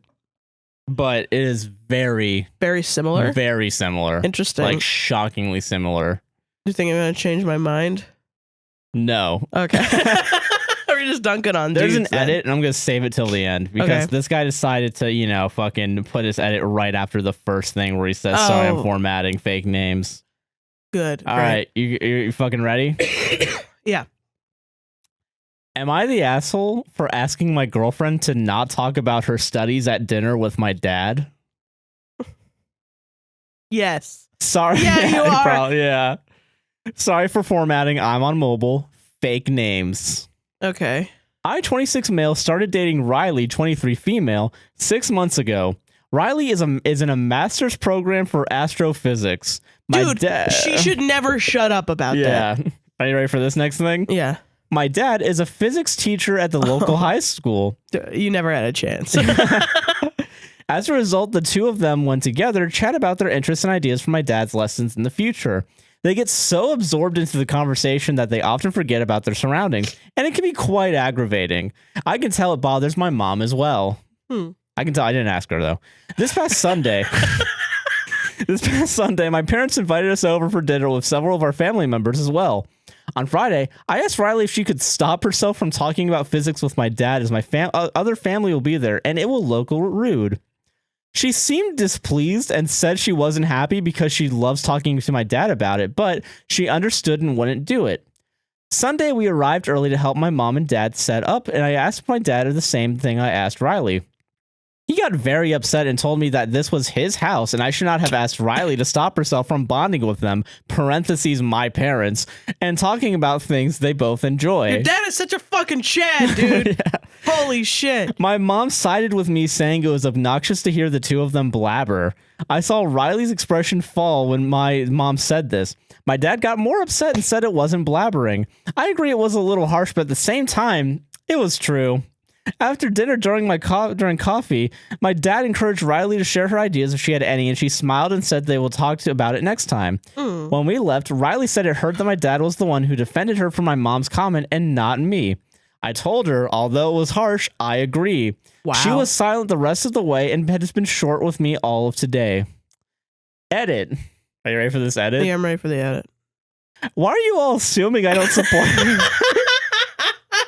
Why would you I go with her to every convention she's speaking at, and I also love that she started a group for younger girls interested in STEM. I support all of her endeavors. No, you don't. No, you don't. No, you go and you whine. You go and you whine that you have to be there and it's boring and you don't know anything about it. Yeah, it's so funny. Why are you all assuming I don't like her? Why are y'all just assuming I think she... Your mom said it was blabbering, and then you said... Look, it's harsh. Yeah, I agree. You're blabbering. You're blabbering a little bit. Come on. I can't even talk. I'm fucking speechless. It's like... It's that edit. It's that fucking edit for me. Well, the thing for me is that he went to his girlfriend and was like, hey, I know you're all smart and stuff, but could you just like be a little housewife, trad wife for me, please, and shut the fuck up? And she, for some reason, was like, I mean, I don't like this, but okay. Because of the patriarchy. Yeah. But then he went to his dad and said the same thing. That was his mistake. Dad was like, are you fucking kidding me? Because that's what happens. Yeah. If you tell a man to shut up, he's going to beat the shit out of you. Because no man has ever told to shut up. He's gonna say my house, my rules. That's one of the times where I'm like, you know what? Land. You know what? Maybe this time my house, my rules a little bit. Maybe, right. Yeah. You don't tell me what to fucking talk about. And it's not necessarily that men shouldn't be told what to talk about or whatever, because that's fucking crazy. It's that women should never be expected to be told what to talk about like it's okay. Yeah. You know? And so it's fucking awesome to see that dichotomy immediately back to back. Yeah. Because you're such an idiot. You're such an idiot. You didn't think like, nah, my dad's gonna be cool about this. Now your dad knows that you're stupid. Yeah. And also that his fucking mom is stupid too. Like his wife is stupid. Yeah. Which is crazy to me. In this one moment, you've disappointed your father and caused your parents' divorce. Yeah. And it's all your fault. Jesus. And you've probably lost your girlfriend. And you probably, yeah. You like ruined your life in this one microcosm. One little second. Yeah. Somebody said sit down or something. Yeah. Yeah. That's wild, man. Isn't that crazy? That's wild. Yo, fucking awesome. Awesome. Like, why would anyone ever have the audacity to say that shit? You know what I mean? Yeah, like... That's the difference, is that there are fucking men walking around with the audacity to just be like, can everybody talk about stuff that only I know? And then I'm afraid to ever look stupid ever, anywhere, and at any time. That I have to know things. Yeah. But there's a guy out there that's perfectly okay with not knowing shit and expects everyone to dumb down their life. Yeah, like it's ridiculous, dude. That's crazy town. God, that's awesome. That's Speaking of me being stupid, one time I learned about this thing. It's like in like Galileo times or whatever. Yeah. But there was this like science group, right? And I think Galileo's 11, yeah. Yeah, exactly. And no, there was this like group of scientists, this like republic of scientists or whatever that was trying to like, you know, talk about scientists. I don't fucking know the time or the dates because I'm not smart. But I know that this happened because I learned about it in high school and it probably did happen. Okay. And this woman scientist was like, can I join your society? Can I join your scientist society? You know, I got all this cool stuff, blah, blah, blah. I'm a cool scientist. And she shows up and they're like, we'll think about it. Show up and like, we'll, you know, do an audition, like a science audition or something. And we'll interview you for the thing. And they denied her because she didn't dress well enough. Wow. Jesus. Yeah. And that's like, I think about that a lot because of the thing about like, you know, women in STEM and all that stuff, how they're like just not, women aren't socialized to become interested in STEM topics, you know, and there's a lot of like programs that are trying to stop that from happening, but it's like it's ingrained in the history. It's ingrained in the history that women are supposed to not be as smart, quote unquote, as men. Yeah. So then, God, you know. Yeah. And it's now a fascist talking point too. Like a lot of like fascists will be like, well, you know, who wrote the most symphonies? White men. Yeah, yeah, like, and it's like, well, that's because you don't know any of the other ones because they weren't allowed to do that. Yeah. God. You know? So I don't know. I think that shit is funny. And I think of that every single time somebody is like, could you be a little quieter? Every single time I think about that whole thing. I'm like, no. And that's why I get so irritated when people are like, can Sarah shut the fuck up? And I go, no, I'm going to talk louder. Because it's crazy. You should have like as a woman, you should have a biological need to be annoying. Because it's good. You need to annoy the men. That's feminist, being annoying. Being annoying to be feminist, to own the men, you know, to make them irritated at you. But who's gonna make my sandwiches? Checkmate, libs. I'm patting my belly because I. For those of you at home, I can't. Because that's the only physical touch you're gonna get tonight.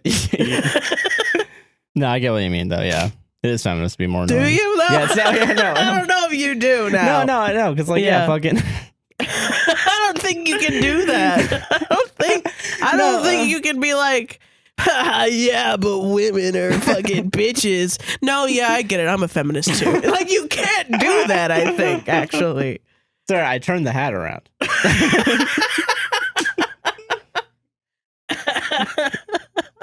Checkmate, conservatives. Do you want to go into listener stories? We gotta go into ads, actually. Oh, shit. Ads. Fuck. But also solved it. We did solve it. I turned my hat around. Sarah, I turned my hat around. I turned the hat around. Clearly. I can't believe you were just like, yeah, but all women are cunts. Yeah, no, I agree. I'm a male feminist, too. I like women. No, but women deserve rights. No, but women do deserve rights, yeah. What is wrong with you? That's going to be a funny cut. That's going to be funny. Welcome to the ad break. Hello. Hey, are you enjoying this podcast so far? I know I am. Then you better like, comment, subscribe, hit the goddamn bell. I have to think of a different thing to do every week because I do the same thing. What do you mean? I always go, I know I am. Do you want to test something real quick? No, this is a part of it. Oh, okay, cool. Yeah. Rate us 5 stars on Apple and Spotify and leave a review on Apple too. Yeah, do it. And also fucking follow us on TikTok at APWSTR and like, comment, share everything. I fucking double dog dare you to do it. I double dog dare you to do it. I double wolf dare you. Ooh. Oh, because of the wolf story. Yeah, but if you want to help out the podcast financially, there's a couple ways to do it. What ways, Josh? Well, you can go over to patreon.com/APWSTR. You get exclusive content, ad-free episodes, and sometimes early releases. Oh. Yeah. And also, at the end, if you do $5 or more, you'll get your name at the credits and in the description. Indeed. If you want to do a one-time donation, you don't want any of that bullshit. That bull crap. You can go over to buymeacoffee.com/APWSTR and we'll read whatever you have to say as long as it's not racist, homophobic, or sexist. Or anything bad. And we got a lot of coffees today.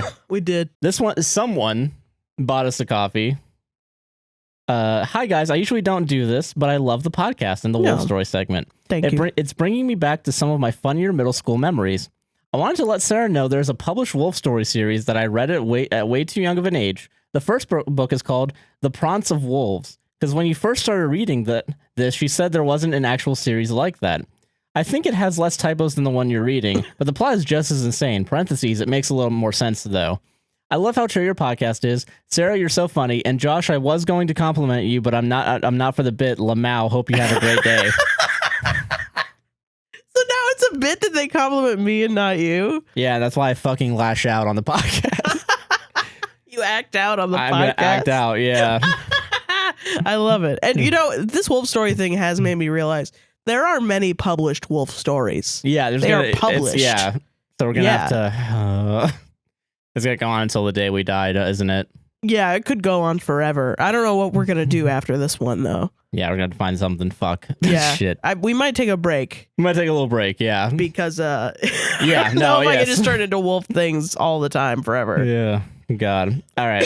That was our first coffee. Yeah. Thank Jennifer you. Lee bought us 5 coffees. Hello, my lovelies. I've really been enjoying you guys roasting the fuck out of the wolf story. Love the pod. Keep doing what you do. And there was a crying, laughing emoji after wolf story, and then the heart emoji like that at the end of it. Thank you. Thank you.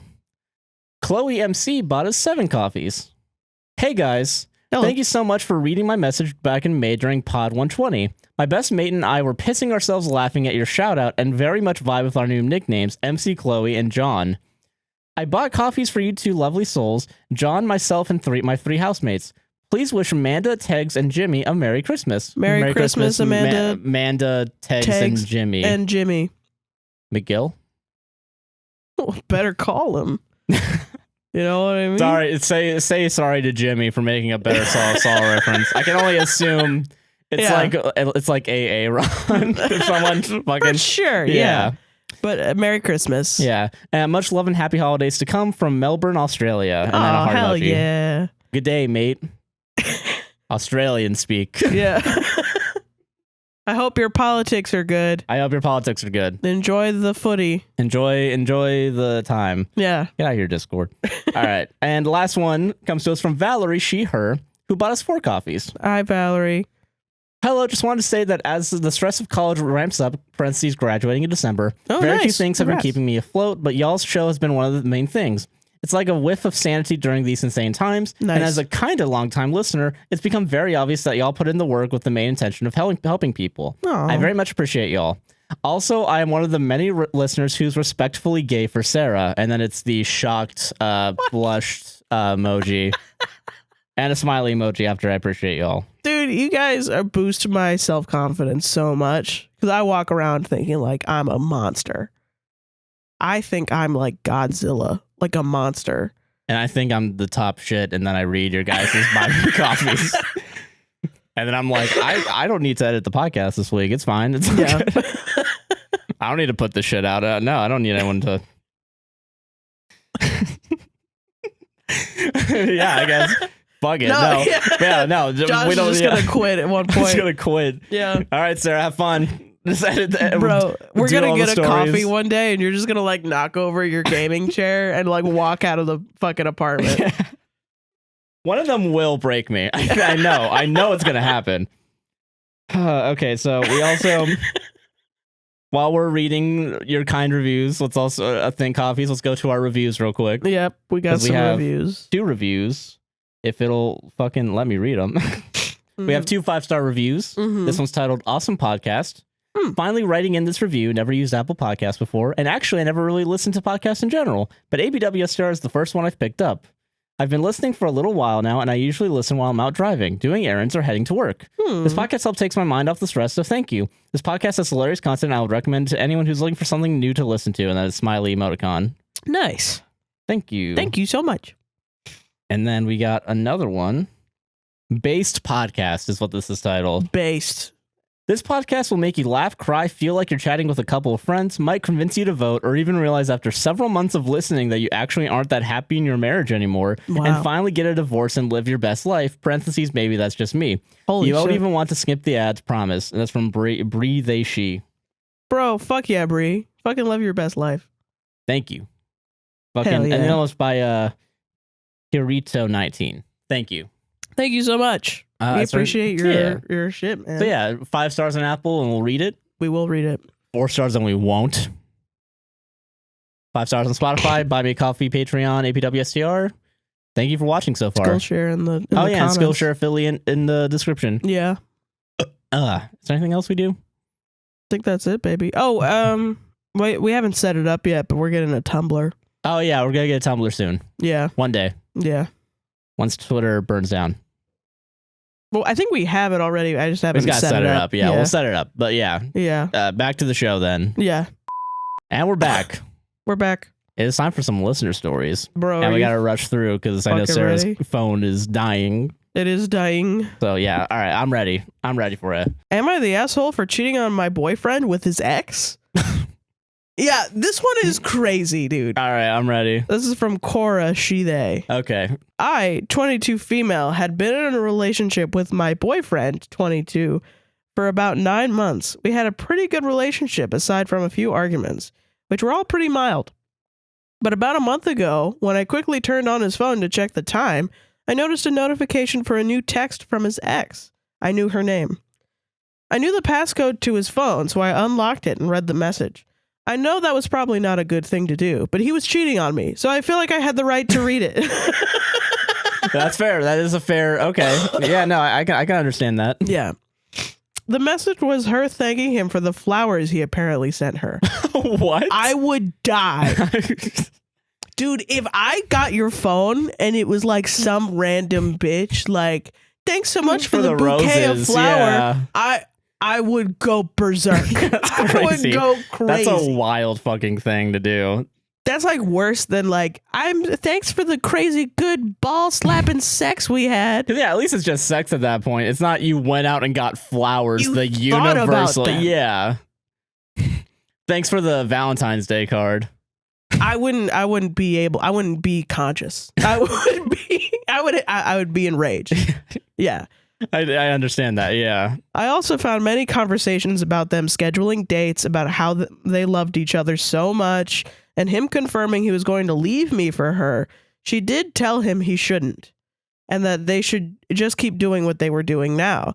That's not great. That's not awesome. That doesn't absolve the person that is the... Yeah, it doesn't absolve her. No, not really. Jesus, what the fuck? I even found some nudes from them. When I read it, I was furious. I did find it strange he wasn't more secretive, though. I knew his passcode. So I found it pretty dumb to not even change it while he was cheating on me. Yeah. But I was pretty heartbroken about it. I decided to ignore it for now because he was in my house at the time I found out. When he left, though, I started sobbing and crying. I found her Instagram, and I could see she was absolutely gorgeous. I did see something else in her bio. It said she was bisexual. I am pansexual. Oh. I immediately knew what I was going to do. Just the light bulb over the head, like, I got a fucking Eureka. idea. I reached out to her saying I knew what was going on, but then I was willing to ignore it. She replied saying she was incredibly sorry and that she was willing to stop what she was doing with my boyfriend. Oh, because you got caught. Yeah, like. Yeah, right. Yeah. I told her that wasn't necessary and that I was going to dump him soon. We got to talk more and we had a lot in common. I told her she was beautiful and she told me I was too. Eventually, we agreed to meet. I won't go into detail, but we went to a restaurant and hooked up. When I got home, I told my boyfriend that I had slept with her over text.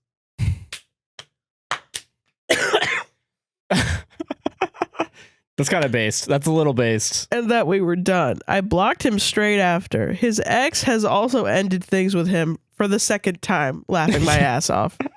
And we are now in a committed relationship.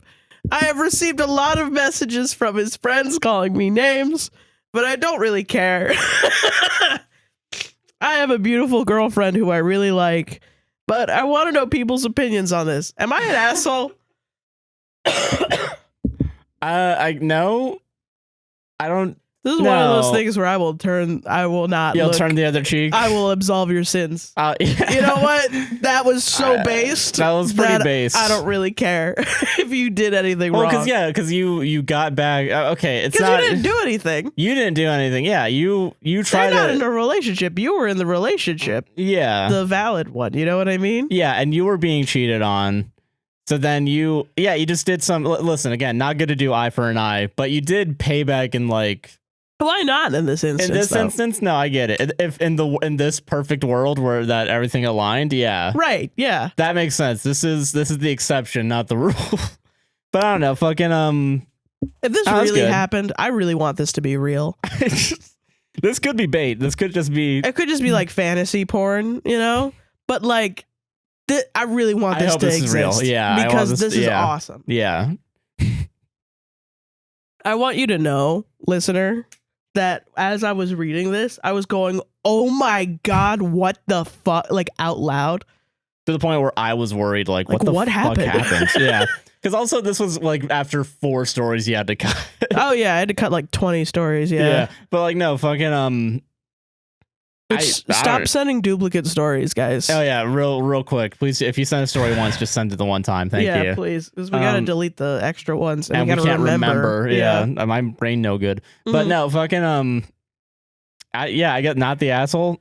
No, I don't think so. I don't think the asshole. I don't give a crap. It's kind of cut and dry. I think you're fine. I think you're fine. Yeah. For me, I think you're fine. I think this is based. I think this shit is based, but also I've never been cheated on. Yeah. So as far as I know, I probably have. Who knows? No, I mean, like, I don't know. Fucking. I dated like a couple of guys where before we were like serious, they were probably dating other people. Oh yeah, I get you. Yeah. Because they would just like randomly just like stop texting me.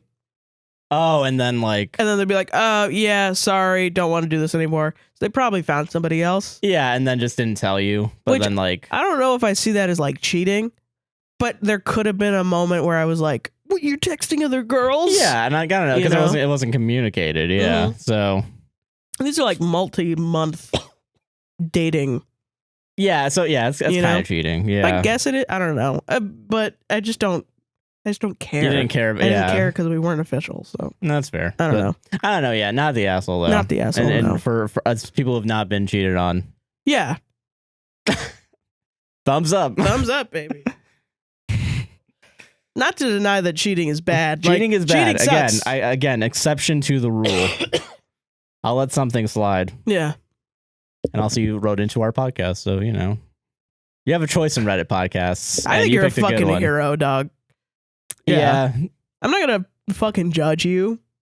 Yeah, it's a different podcast. Yeah, exactly. This next story comes to us from Apollo.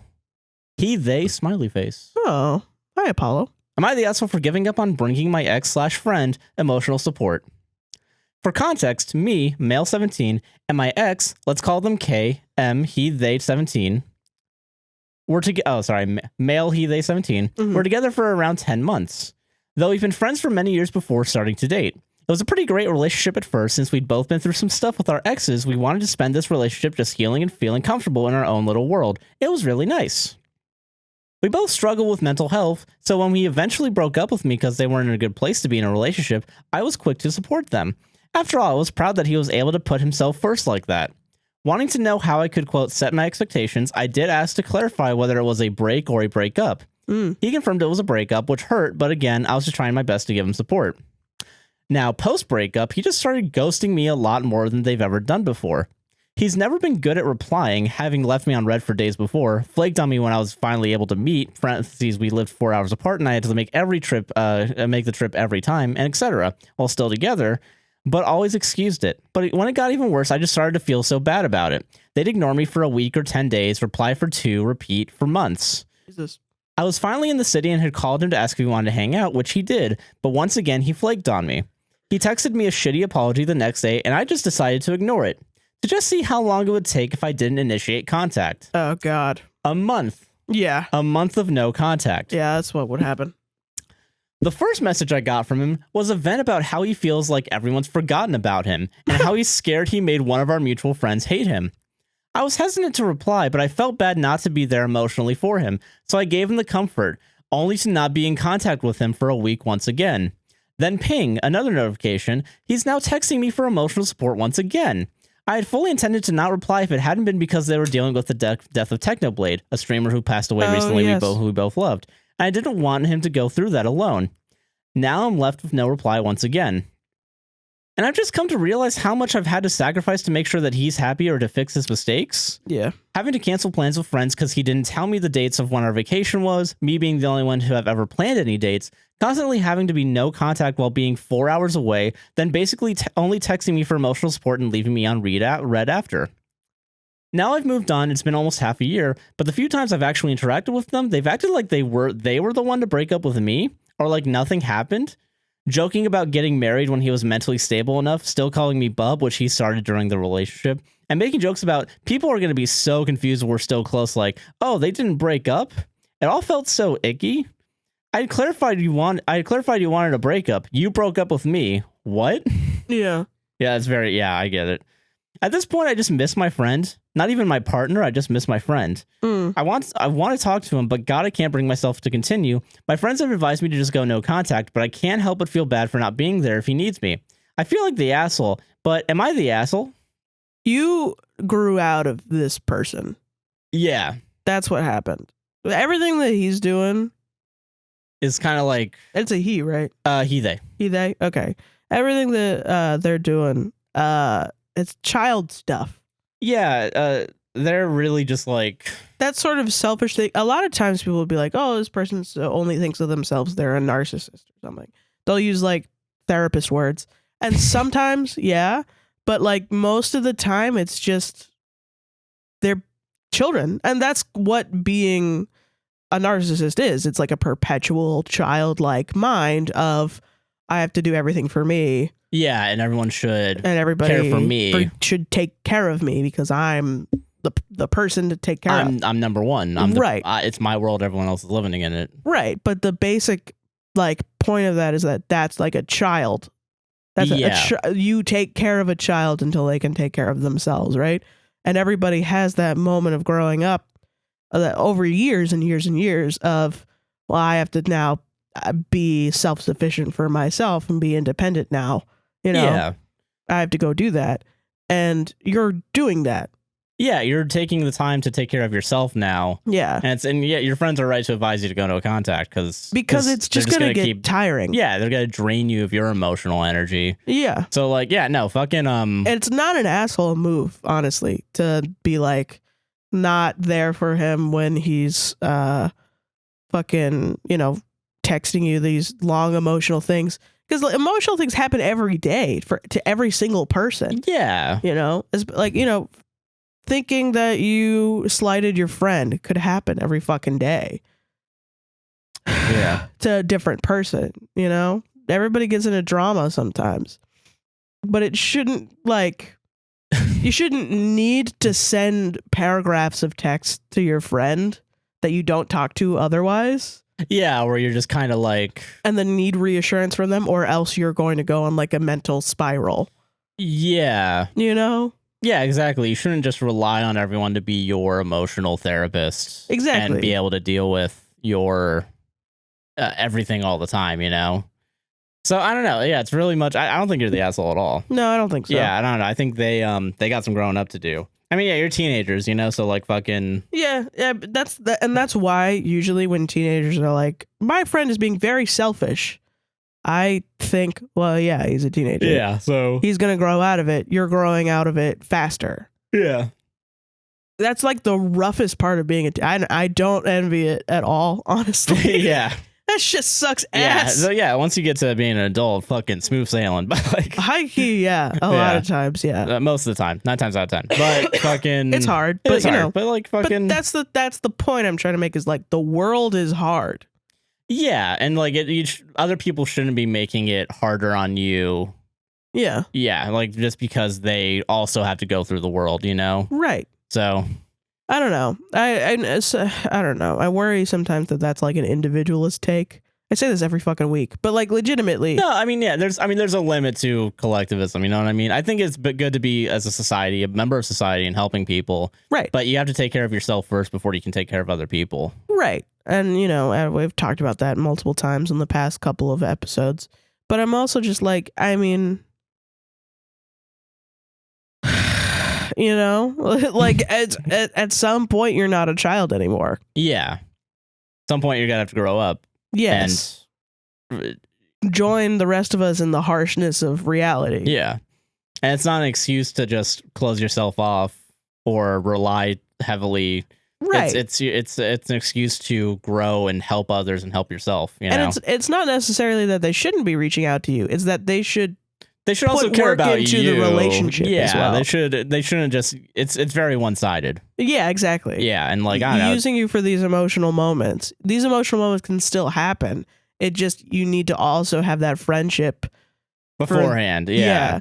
For there to be like but like they broke up they broke up with you. Rejected you, abandoned you. Yeah. And then came back they expected you to have emotional contact with them. Just leaving you in the fucking back pocket. Like, yeah, legitimately. So I don't know. Yeah, fuck that. They're being weird. Yeah, they're being weird. You probably best go no contact. You know? High key, they're just going to continue being weird until they grow up, but that's not going to be for years. Yeah, so. Yeah. Not the asshole. Not the asshole. And we solved it. Fucking solved it, dog. All right, this is from Heather, she, they. Cool. I've been dating my boyfriend for almost 5 years. It'll be 5 in December. We have been dating since I started college. I adore his family. They're all incredibly kind to me, and I haven't experienced that before in a relationship. Well, I found out last month that his mom actually does hate me because I was raised in poverty, because I do not have a college degree yet, and I'm assuming my mental illness is just your typical anxiety, depression, ADHD, and autism. I'm getting an education degree at a community college, and COVID kind of fucked up my entire life, and I haven't graduated yet. Same, based. I get this. Honestly, yeah, based. I was supposed to graduate the fall after COVID started. Apparently, my boyfriend and her have been fighting the past 5 years because she doesn't like me, thinks I am literally below him and not good enough, and she wants us to stop dating for 6 months and find other people for a bit. What? Just your mom coming in, like not your coming in and telling you to get other girls. You got 6 months. Just take a break for 6 months. That's such a you find a rich idea. girl. She goes fuck herself. It'll be awesome. There are parents like that, though. No, yeah, for That's sure. crazy. Yeah, this is one of them. Yeah. For a bit of a background on him, I am only his second girlfriend. His first girlfriend he dated for 2 years, and she broke up with him. He graduated from a 4-year university, is a national scholar, had published scientific papers, and now goes to Harvard for free. Harvard pays him to go to Harvard. What the fuck? He's also extremely devoted to me and our relationship. Oh, that's good. I have had several relationships over the course of my life, and I am done.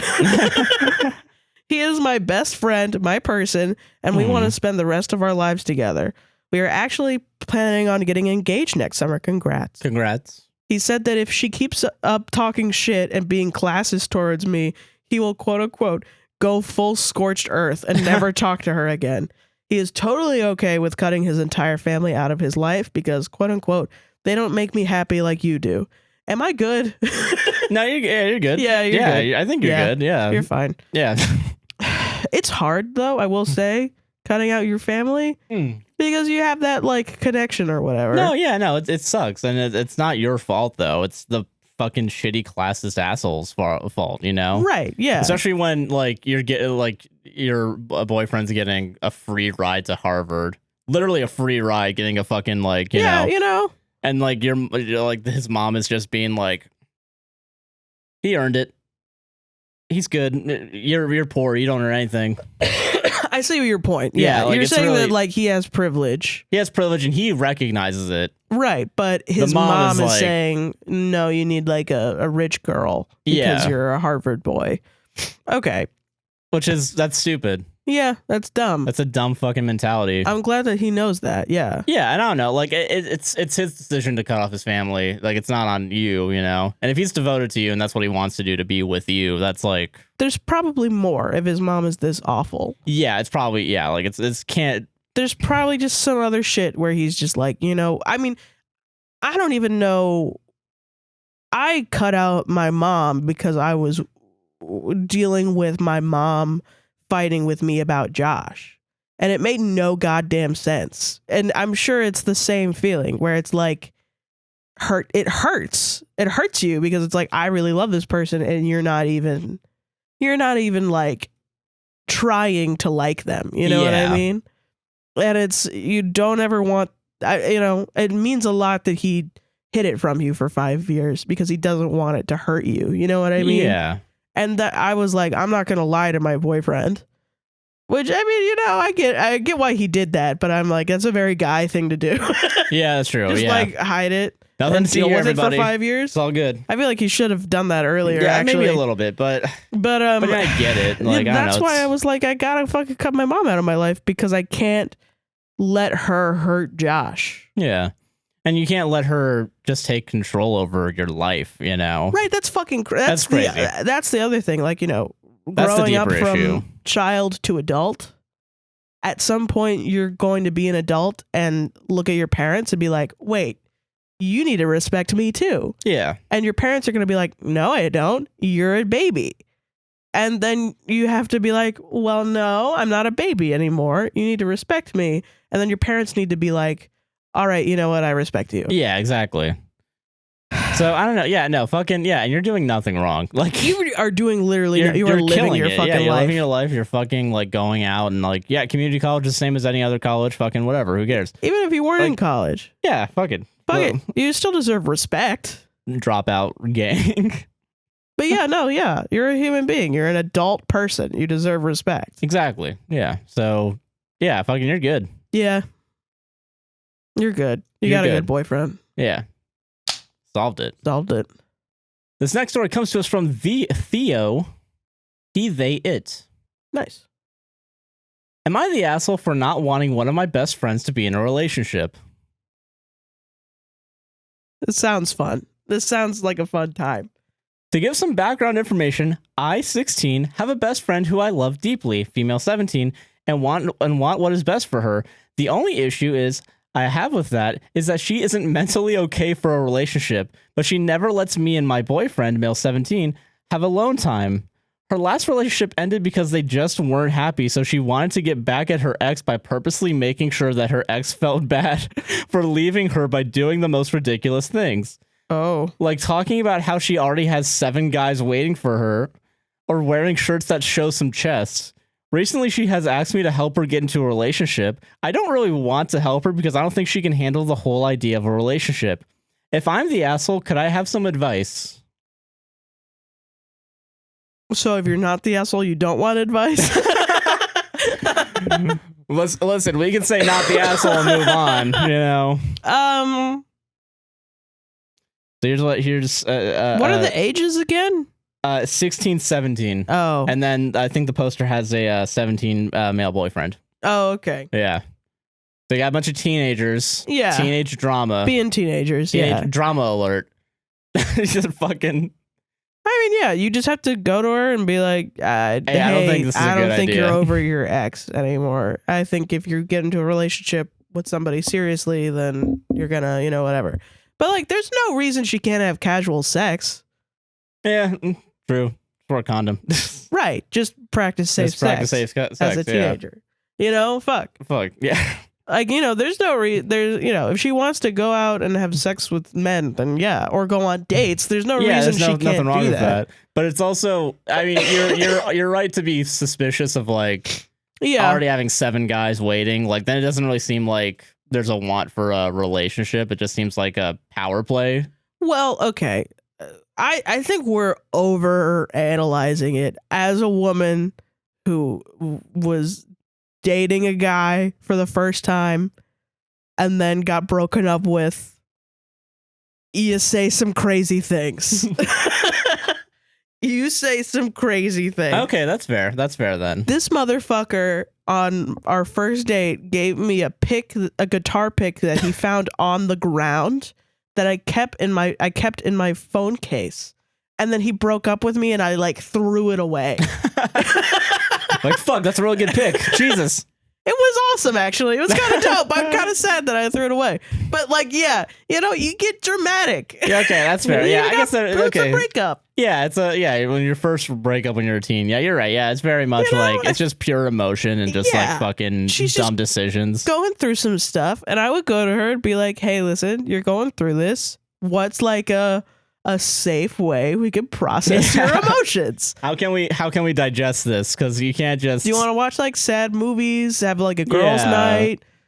Eat ice cream or something? I don't know. Like, what do you want to do? Because this is hard, and I know that you're going through something hard. Exactly. Yeah. Yeah. Yeah. Listener, you shouldn't fucking. You're not really the asshole. You're concerned about your friend, and that's cool. Right. Yeah, I get it. It's a good thing to be concerned about your friend. But you also got to recognize, like, that's also her life. Yeah, her life. She's gonna make her own decisions. It's just you're the friend, so you get to say like, these are the, you know, hey, I want to encourage you to make healthy decisions. You know? Maybe let's process emotions and not just start throwing shit at the wall, or like do cocaine or something. I don't know, like get access to heroin, you know. Yeah, you know. Yeah, so I guess just be a supportive friend. Yeah, and you'll be fine. Yeah. You're not an asshole. You're not a terrible, evil person for caring about your friend. Yeah. All right, go score Sheriff. Just cut her off. She's toxic. She's not cool. Fucking.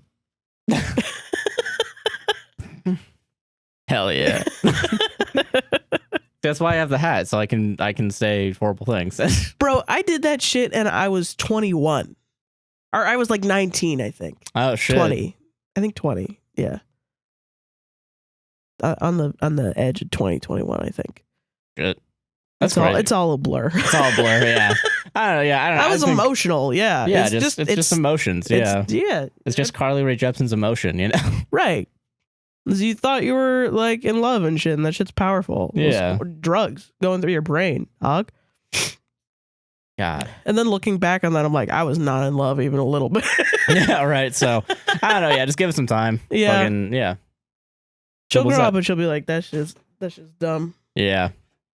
That was dumb. That time heals all wounds, you know what I'm saying? I was a cringy teenager, just like everybody else. It's okay. Yeah. Solved it. All right, this is from Anonymous She They. Am I the asshole for asking my mom not to sing along on the radio? I'm all right. Well, I'm already kind of like a little sus. This happened yesterday, and just a little background of myself. I'm autistic. Now complicated even more. Okay. On to the story. Me and my family were coming back from my aunt and uncle's cabin after a 5 days vacation from up north. It's also a 2-hour drive to up there. I was in the back seat listening to High Lung's new song, Anoana from their new third studio album, Drift. Don't know what any of those words are. I don't know who that is. This is Miss I'm My sure Radar. They're great. I was enjoying myself till my mom started to sing along to the radio. Now, the station that was played in our trip up north was 17 The Bridge, which played classic rock and roll, examples Carole King, Fleetwood Mac, Cat Stevens, Paul McCartney, Eagles, etc., which this station played the same songs over and over again.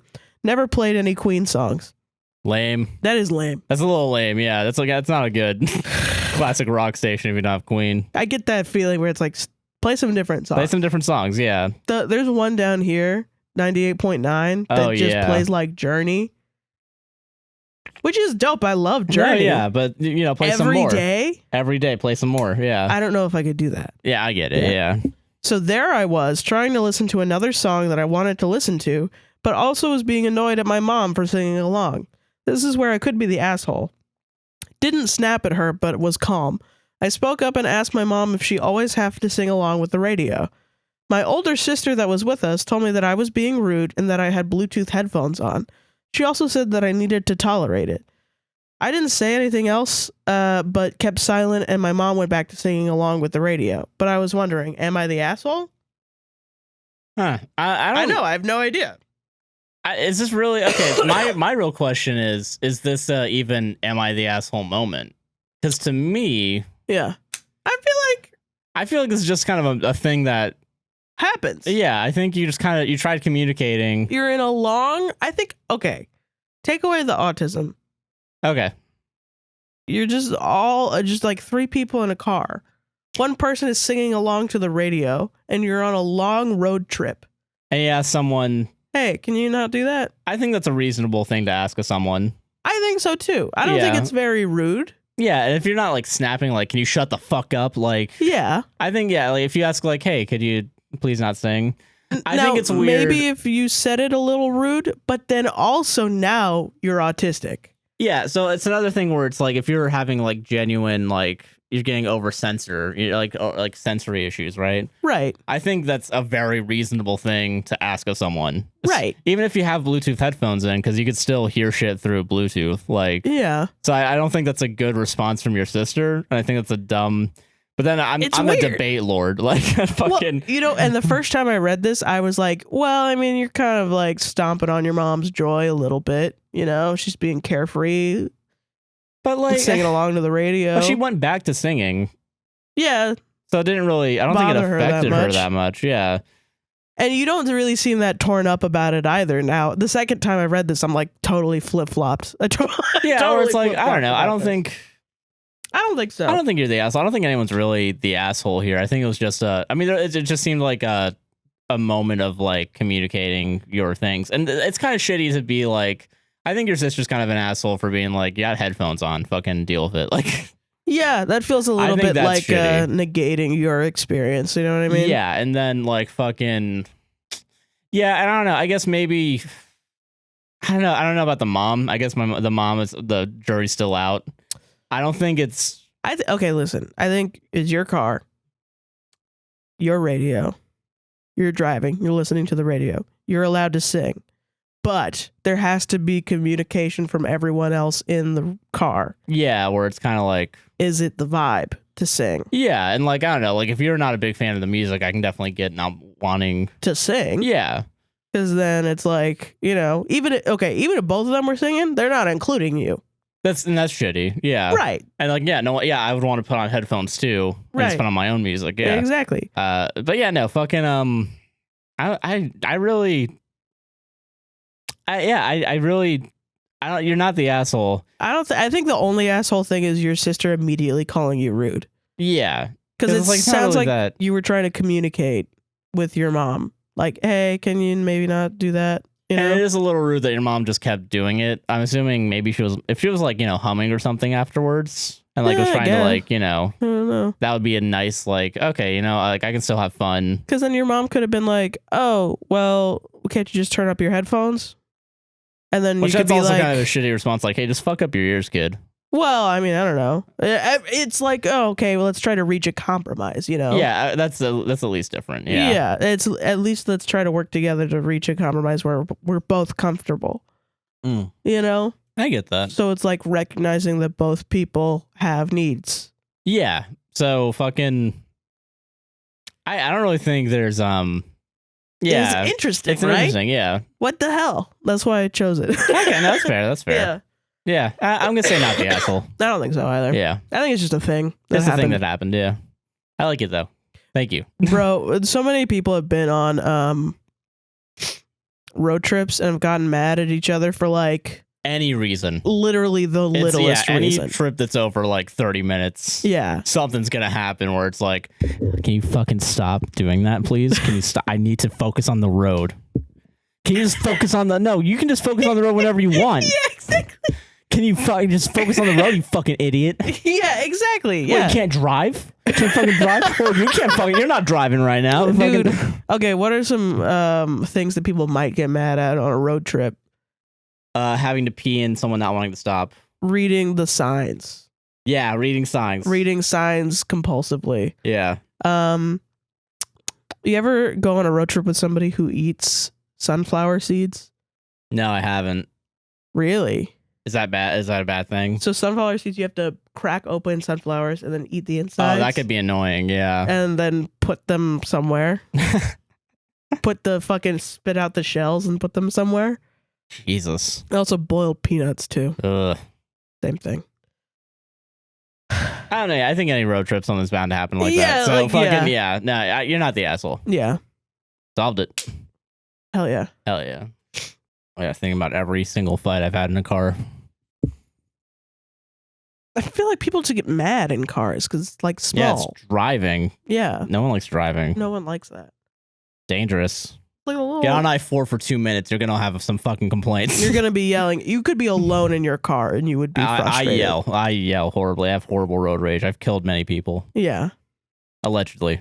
Yeah. The jury's still out on that one. Waiting for the cops to show up. Yeah. That'd be really funny if that was the time that sirens went out. Dude, yeah. All right, this next story comes to us from Arm, she, her. Oh, shit. Am I wrong for demanding that my mom pay back money that I didn't spend? What? Am I wrong for demanding that my mom pay back money that I didn't spend? That's going to need to be explained. Yeah, don't worry. Ooh, Okay. baby. I, 24 female, was receiving Social Security benefits for my disabilities when I was younger, up until I enlisted in the Army. During this time, my mom had a debit card in my name that would receive the payments and never bought me anything nice or of use. She would buy her 2 sons everything with the money she got from me. Wow. For example, I needed new school uniforms and she wouldn't get them. She got my brothers designer clothes, new backpacks, and brand new sneakers. She made me use their old school supplies and book bags. I made the best grades in the house, but was taught not to ask for anything because, quote, I didn't deserve it. Thénardier syndrome. When I turned 19, I enlisted in the Army. College wasn't an option because she took out a student loan in my name and spent the reimbursement money. The day I left to get shipped off to basic training, I asked my mom for the card that had my benefit money on it. She said she couldn't find it. I didn't have time to wait around for her to look for it, so I left. I was gone for about 9 months. When I came back, my room was emptied out. All of my clothes were missing and my brand new PlayStation and all 10 games I bought were gone. Wow. When I asked her where my things were, she yelled saying I was bothering her and got physical. The next day, I packed whatever I had left and moved to a different state with a friend. While I was there, I got a call from my mom saying that I owed Social Security over $2,000 because, quote, I spent money while I was in training. I explained that she had the card and she denied it. She began yelling and trying to say I had to pay all of that money back. I blocked her number and told my brothers what happened. She called me off of her friend's phone and started saying I'm a liar and need to suck it up and pay back that money. To this day, she keeps calling me an asshole because I won't pay the money back, despite that I didn't spend it. Baby, you need to sue her for fraud. You need to sue her for fraud. Yeah, this is a crime. That is, she committed a crime. A literal crime for years. So, okay. So Social Security, when you're a minor, goes to your parents, but it's supposed to be for items that are related specifically to you. To care for you. Yes. So that's more difficult to prove because your mom legally, I think, this is from my personal experience with Social Security. We are not lawyers or experts in anything. Again, not therapists, not financial advisors, not lawyers, nothing. Yeah. I lived in a state where my dad's alimony was his social security check. So it would be forwarded to my mother when I was a minor. And so then there are 2 states in the United States, and that's Georgia and Florida. And we lived in both of those where that law exists, where it's if you have a father who has to pay alimony and he's old enough to get social security, it just goes towards your alimony. That's kind of wild. It's actually crazy. Yeah, it shouldn't. it's not great. Yeah. But then I turned 18 and I had to sign a piece of paper saying that I either wanted to let my mother have the social security checks until I graduated high school when the alimony checks were supposed to stop, or I could have the social security checks because I was 18 and they were mine. Yeah. So your social security is yours at 18. Yeah. So she took that money and that was yours and spent it. Yeah. Under false pretenses. And that's why now she's able to say that you spent that money because it's your money, technically. Yeah. So you need to sue her. Yeah. You need to. That's such fucking fraud, dude. I'm sorry. Yeah. God.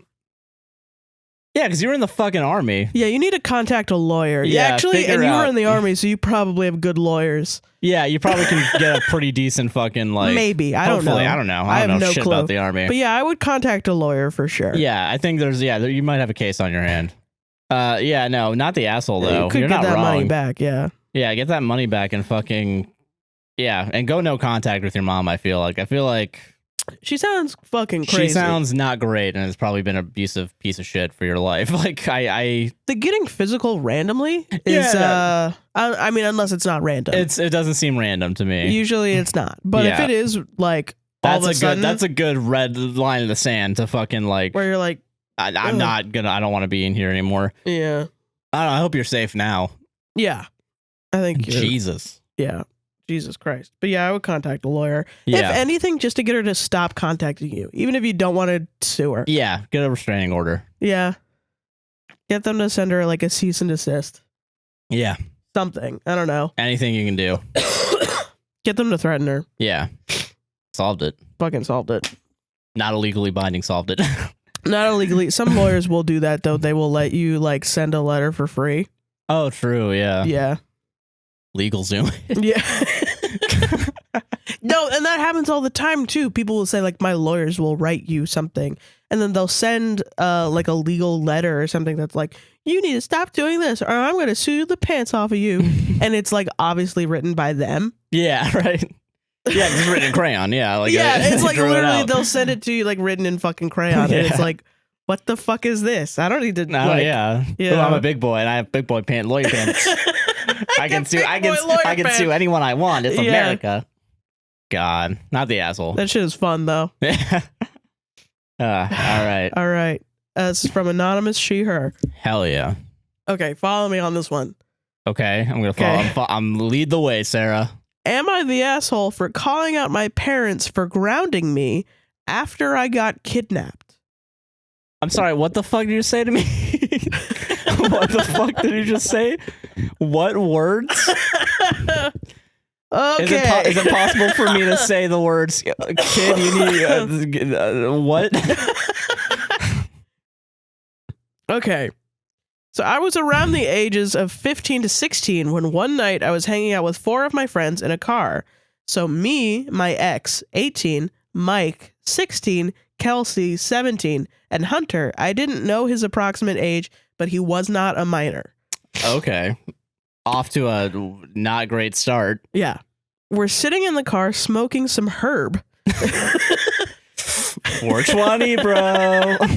In a driveway of one of my friend's apartments. I suddenly started feeling messed up, like what my friends smoked was more than just herb. My friends decided to go to the next town. I don't know why I'm saying it like that. Herb. I just think it's funny to say it like that. I don't know. My friends decided to go to the next town to get Taco Bell, where I vaguely remember getting cinnamon twists and a Baja Blast. We returned to the very same driveway where we originally smoked, where I suddenly got sick and threw up out the window. As soon as I pulled my head back into the car, I blacked out. Not fully, as I was still able to hear the music in the car, but it felt like I was in a dream.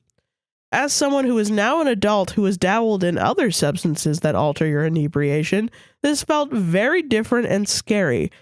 Looking back on it now, I was definitely dosed, but I don't know what it could have been. Once my head started clearing, I lifted my head to see that we were on the highway passing a sign that said Albany X many miles ahead. My so-called friends, without asking me, brought me out of the state to go to Manhattan for the night. These so-called friends had parents who didn't care, but I was the opposite.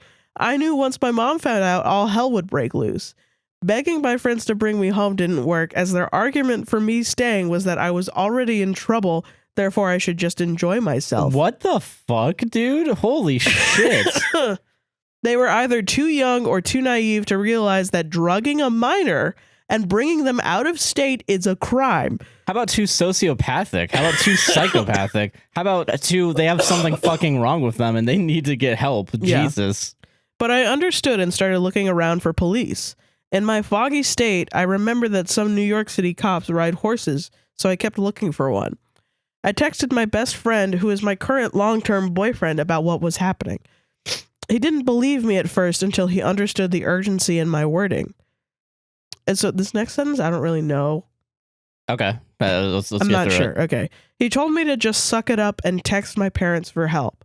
I think they mean he told me to just suck it up and then texted her parents. Oh, okay. For help. Because, and okay, yeah. I'll see why. Big mistake that may have actually saved me. They started freaking out, demanding I come home and that I was grounded. Explaining the situation as best as I could didn't help them understand that I felt I was in danger. My friends were planning on getting a hotel room where I was going to share a bed with my ex, who at the time was my ex because he was being creepy. Understanding that, I knew that if I had gotten into that hotel room, bad things would have happened. So I started, which is probably the plan. Yeah. So I started having a panic attack, freaking out to them that my parents were freaking out. Once I brought up the potential of my parents calling the cops to help me, they immediately turned me around and started walking me towards the parking garage where they left the car. On the way home, they shamed me for ruining their night and being a quote-unquote party pooper because I was quote-unquote scared of my parents. Better to be a party pooper than to, like, get sexually assaulted. Yeah, like, Jesus. Yes. Yeah, psychopaths. Sociopaths. Yeah, something wrong with them. They didn't realize I wasn't just afraid of getting in trouble with my parents. I was afraid of them getting arrested for taking a minor out of state. Back then, as a young teen, I shouldn't have been worried about them getting in trouble as much as I did. As an adult, I see what they did was wrong, illegal, and shown that I wasn't a friend in their eyes. Yeah. Yeah, that's trafficking, yeah. Right. Yeah, Jesus Christ. What the fuck? Once I got back home, I was immediately grounded and my phone and laptop were confiscated. Their argument for grounding me was it wouldn't have happened if you didn't get in the car. It made me so mad they were blaming me for something out of my control. My non-tech savvy parents didn't realize I could connect through Facebook on the internet browser on my Nintendo DS. Hell yeah. Fucking awesome. To which I used to contact my friends to beg them to tell my parents what happened. They all obviously refused to say anything out of fear of retaliation from my parents. All except Mike, the only one who saw that I was upset in New York, comforted me and told me nothing would happen on his watch. One day, Mike happened to be at the grocery store where he saw my stepdad shopping. Once he informed him about the night's events, my stepdad returned me home and immediately gave me all my stuff back. That's good. At least Mike fucking helped. But like, Jesus. He recognized the position I was in and apologized for treating me like I was the one who was in the wrong. I yelled at them for victim blaming me and told them how upset I was that the reaction to me being brought without my knowledge consent to another state in the middle of the night was to yell at me and demand I come home like I had the full ability to. I was an unlicensed minor who was slightly inebriated from an unknown substance. The only help I thought I could get was from police. I was upset they didn't try to help me get home. Obviously, my parents were just upset in the moment, but their response made me feel like they didn't worry about my safety. But they did, they just didn't know how to express it with the sudden knowledge that their oldest is in a different state. I feel bad for yelling at them because they were dealing with emotions of the situation differently from what I expected. But at the same time, I feel they should have been more proactive in getting me home safe. Yeah. Yeah, no. I mean, I don't know. No, they fucked up. Yeah, they fucked up pretty big. Yeah. Like, I don't know. Like, that's such a weird fucking, like, I don't know. Yeah, because you're right. It's victim blaming. Yeah, like. Right. And, like, I don't know. You were literally fucking drugged with an unknown substance. You were taken across state lines. That's trafficking already. And they were going to put you up in a fucking hotel room with your ex, and you already had bad feelings about it. And, like, yeah, good on your current boyfriend to fucking tell your parents, at least. Because then, yeah, you had to threaten cops to get involved to get back home. Which is crazy. Which is fucking wild. That's the limit for these fucking weirdos. Like, yeah, they're shitty friends. Yeah, no, they're the worst fucking friends. Like, I don't know. Like, they're not friends. They're not friends at all. They're just shitty people trying to abuse you. Right. I think like, I think this is an example of parents are gonna fuck up. I mean, yeah, but like, this is a pretty big fuck up. Yeah. I don't know. I think I don't blame you for yelling. Like, it's a lapse of judgment, and I don't blame you for yelling either. I don't think you should be like, well, I shouldn't have yelled at them. I think if you're giving them the grace of, well, they're just reacting and emotionally, then you should give yourself the grace of, I was reacting emotionally too. Yeah, like, you know, because you were a victim in that situation. You know what I mean? No, yeah, I get what you mean. So, like, now you're older, you can look back on it and be like, yeah, my parents really fucked up. And it doesn't necessarily mean that, like, I have to cut off my parents right now. You know what I mean? Yeah, so... It could just be like, man, my parents fucked up because they were so upset. Yeah. No, I get that. I agree 100%. You know what I mean? Yeah. Because, like, I don't know, we can sit here and say, yeah, your parents, they should have, you know, if I had a kid who was... No, but we don't know. I have no clue how I would react. Yeah, so, like, but I mean, yeah, so, like, yeah, it's not... Sometimes there isn't a rationality to it. Yeah. Ironically, something I've argued against for the wolf story, but no, fucking... Yeah, there isn't rationality sometimes. Sometimes there's not rationality, yeah. In big situations like this where something fucking happens, you know? Yeah. To your kid? Yeah, like, if there's a want to protect your kid, which hopefully there is, you know, fucking... Right, and that's what the grounding was. It was like overprotection. Yeah, because they got scared. But from what happened. But they, you know... But the way that came across was, yeah, they put the blame on you. It's a selfish reaction. Yeah. Because you're scared too, because it happened to you. Yeah. Like, yeah. I don't know. Shit, man. So I think you can think about it both ways. Yeah. You know? No, I agree. That's fucking a crazy fucking that's story, horrifying, though. And I'm sorry. Yeah. Jesus. That was definitely your fucking ex's plan all along, was to get you drugged. Yeah, and to another hotel state. Room. Yeah. Christ. Yeah, not the asshole. Jesus. And these are the horror stories where it's like, it's hard to be like, yeah, teens do drugs or whatever, because then you're like, man, you know? Yeah. Jesus, man. Bad people are out there. It sucks. Bad people are out there, and stay away from them. Get a gun. Yeah, I don't know. I don't even know what to say. Yeah. That's why I'm like, man, I would fuck up too as a parent for sure. I'd give my kid a gun. Just like, I would get a gun and go to Manhattan. You know what to do. Like, it doesn't make any sense. John Wick's 4's coming out, and I need to prepare. Yeah. Pencil.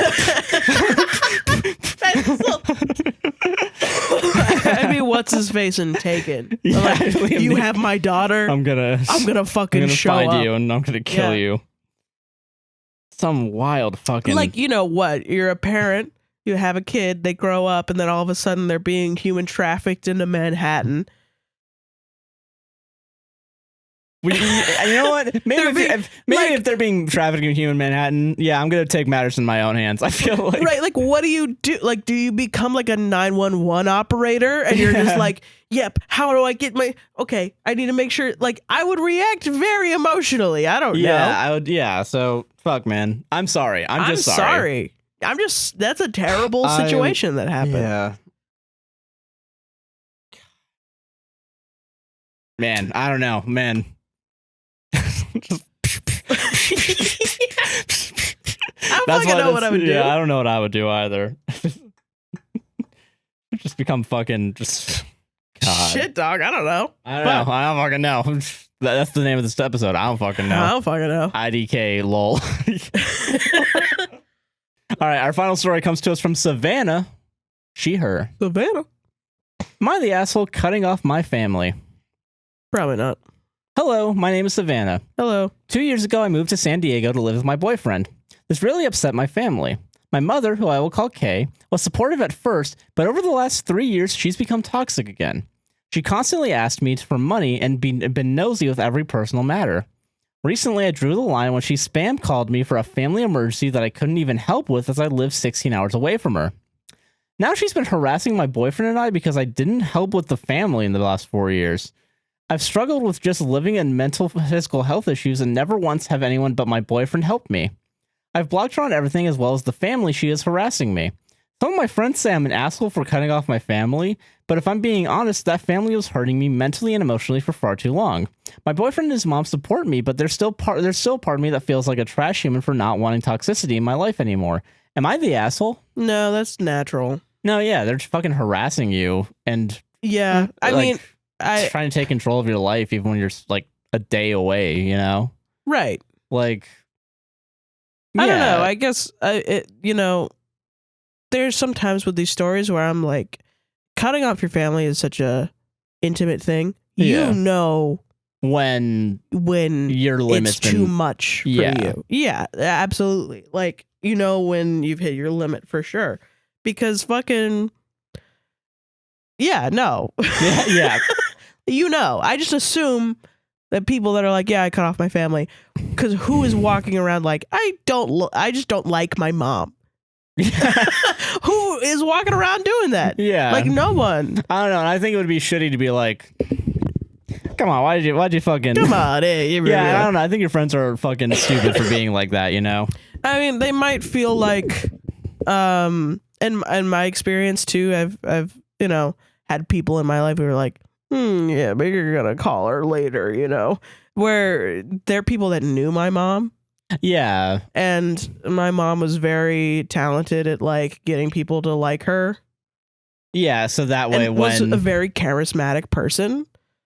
So, they'd be like, oh, I vibe with Sarah's mom. And then all of a sudden I'm like, I don't talk to my mom anymore. They would be like, what the fuck? Yeah, like. But they don't know the true story. And they have to be like, you know what's going on. Yeah.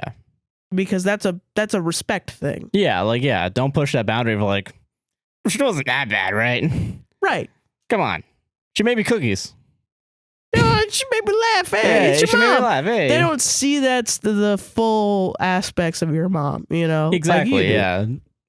And but they have to acknowledge that, But not everybody has that like awareness. Yeah. They just go through life thinking that what happens to them happens to everybody else. Everyone has a nuclear family that's happy and cool and awesome.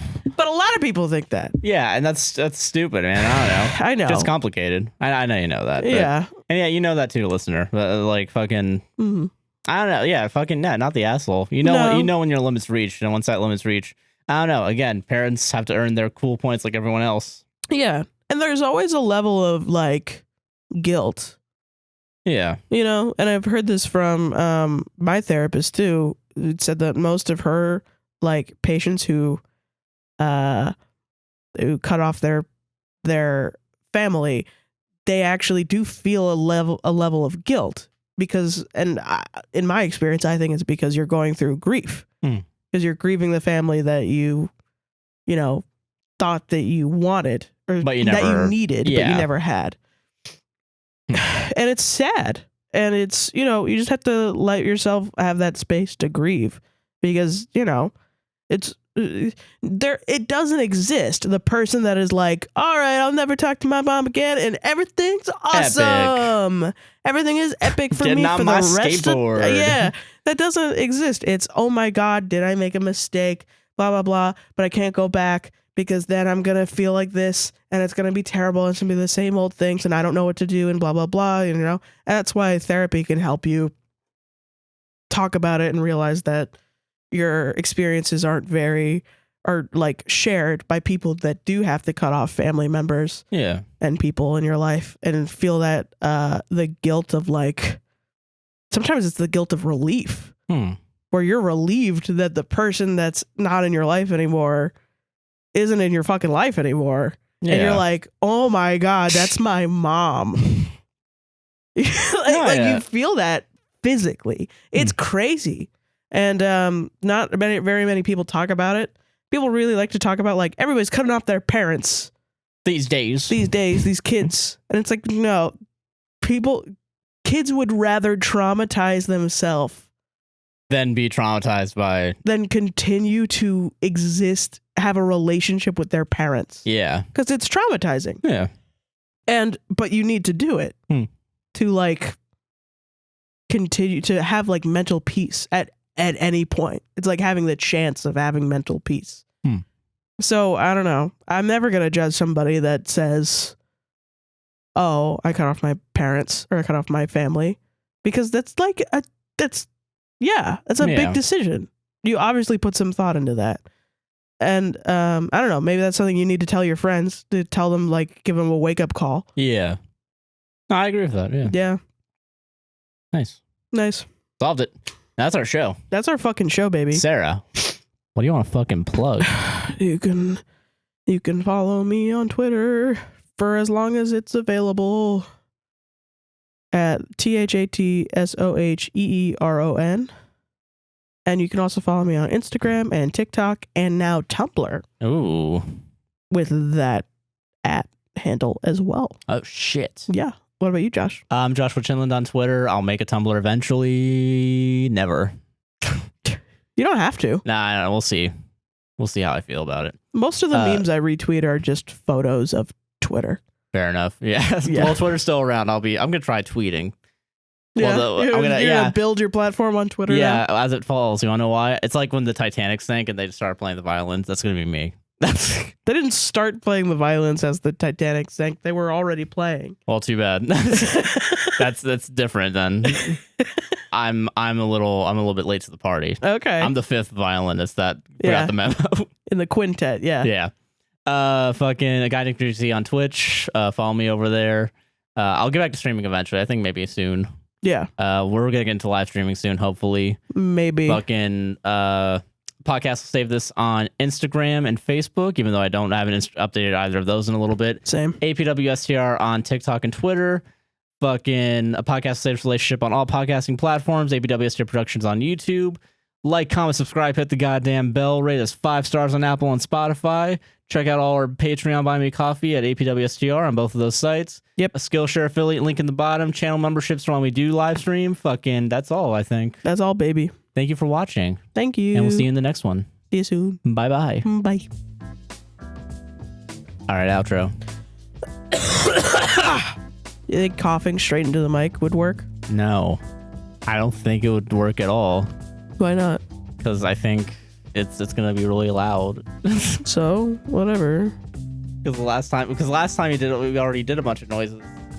Well, I do. Everything is noises. Yeah, and we had this. Yeah, we had this. We gotta do something. We gotta do something. We gotta do something different. We gotta do something different. All right. This is what the people pay for. All right. Yeah. Okay. This is what people they spend. Listen, Sarah. Yeah. You're working at Walmart, right? Right. Fucking night shift. You're stocking. Ooh, night shift. Yeah. You know, and it's just tiring. And you know, and you want to spend some of your paycheck every month, even just $1 of it, on this gay little podcast we do.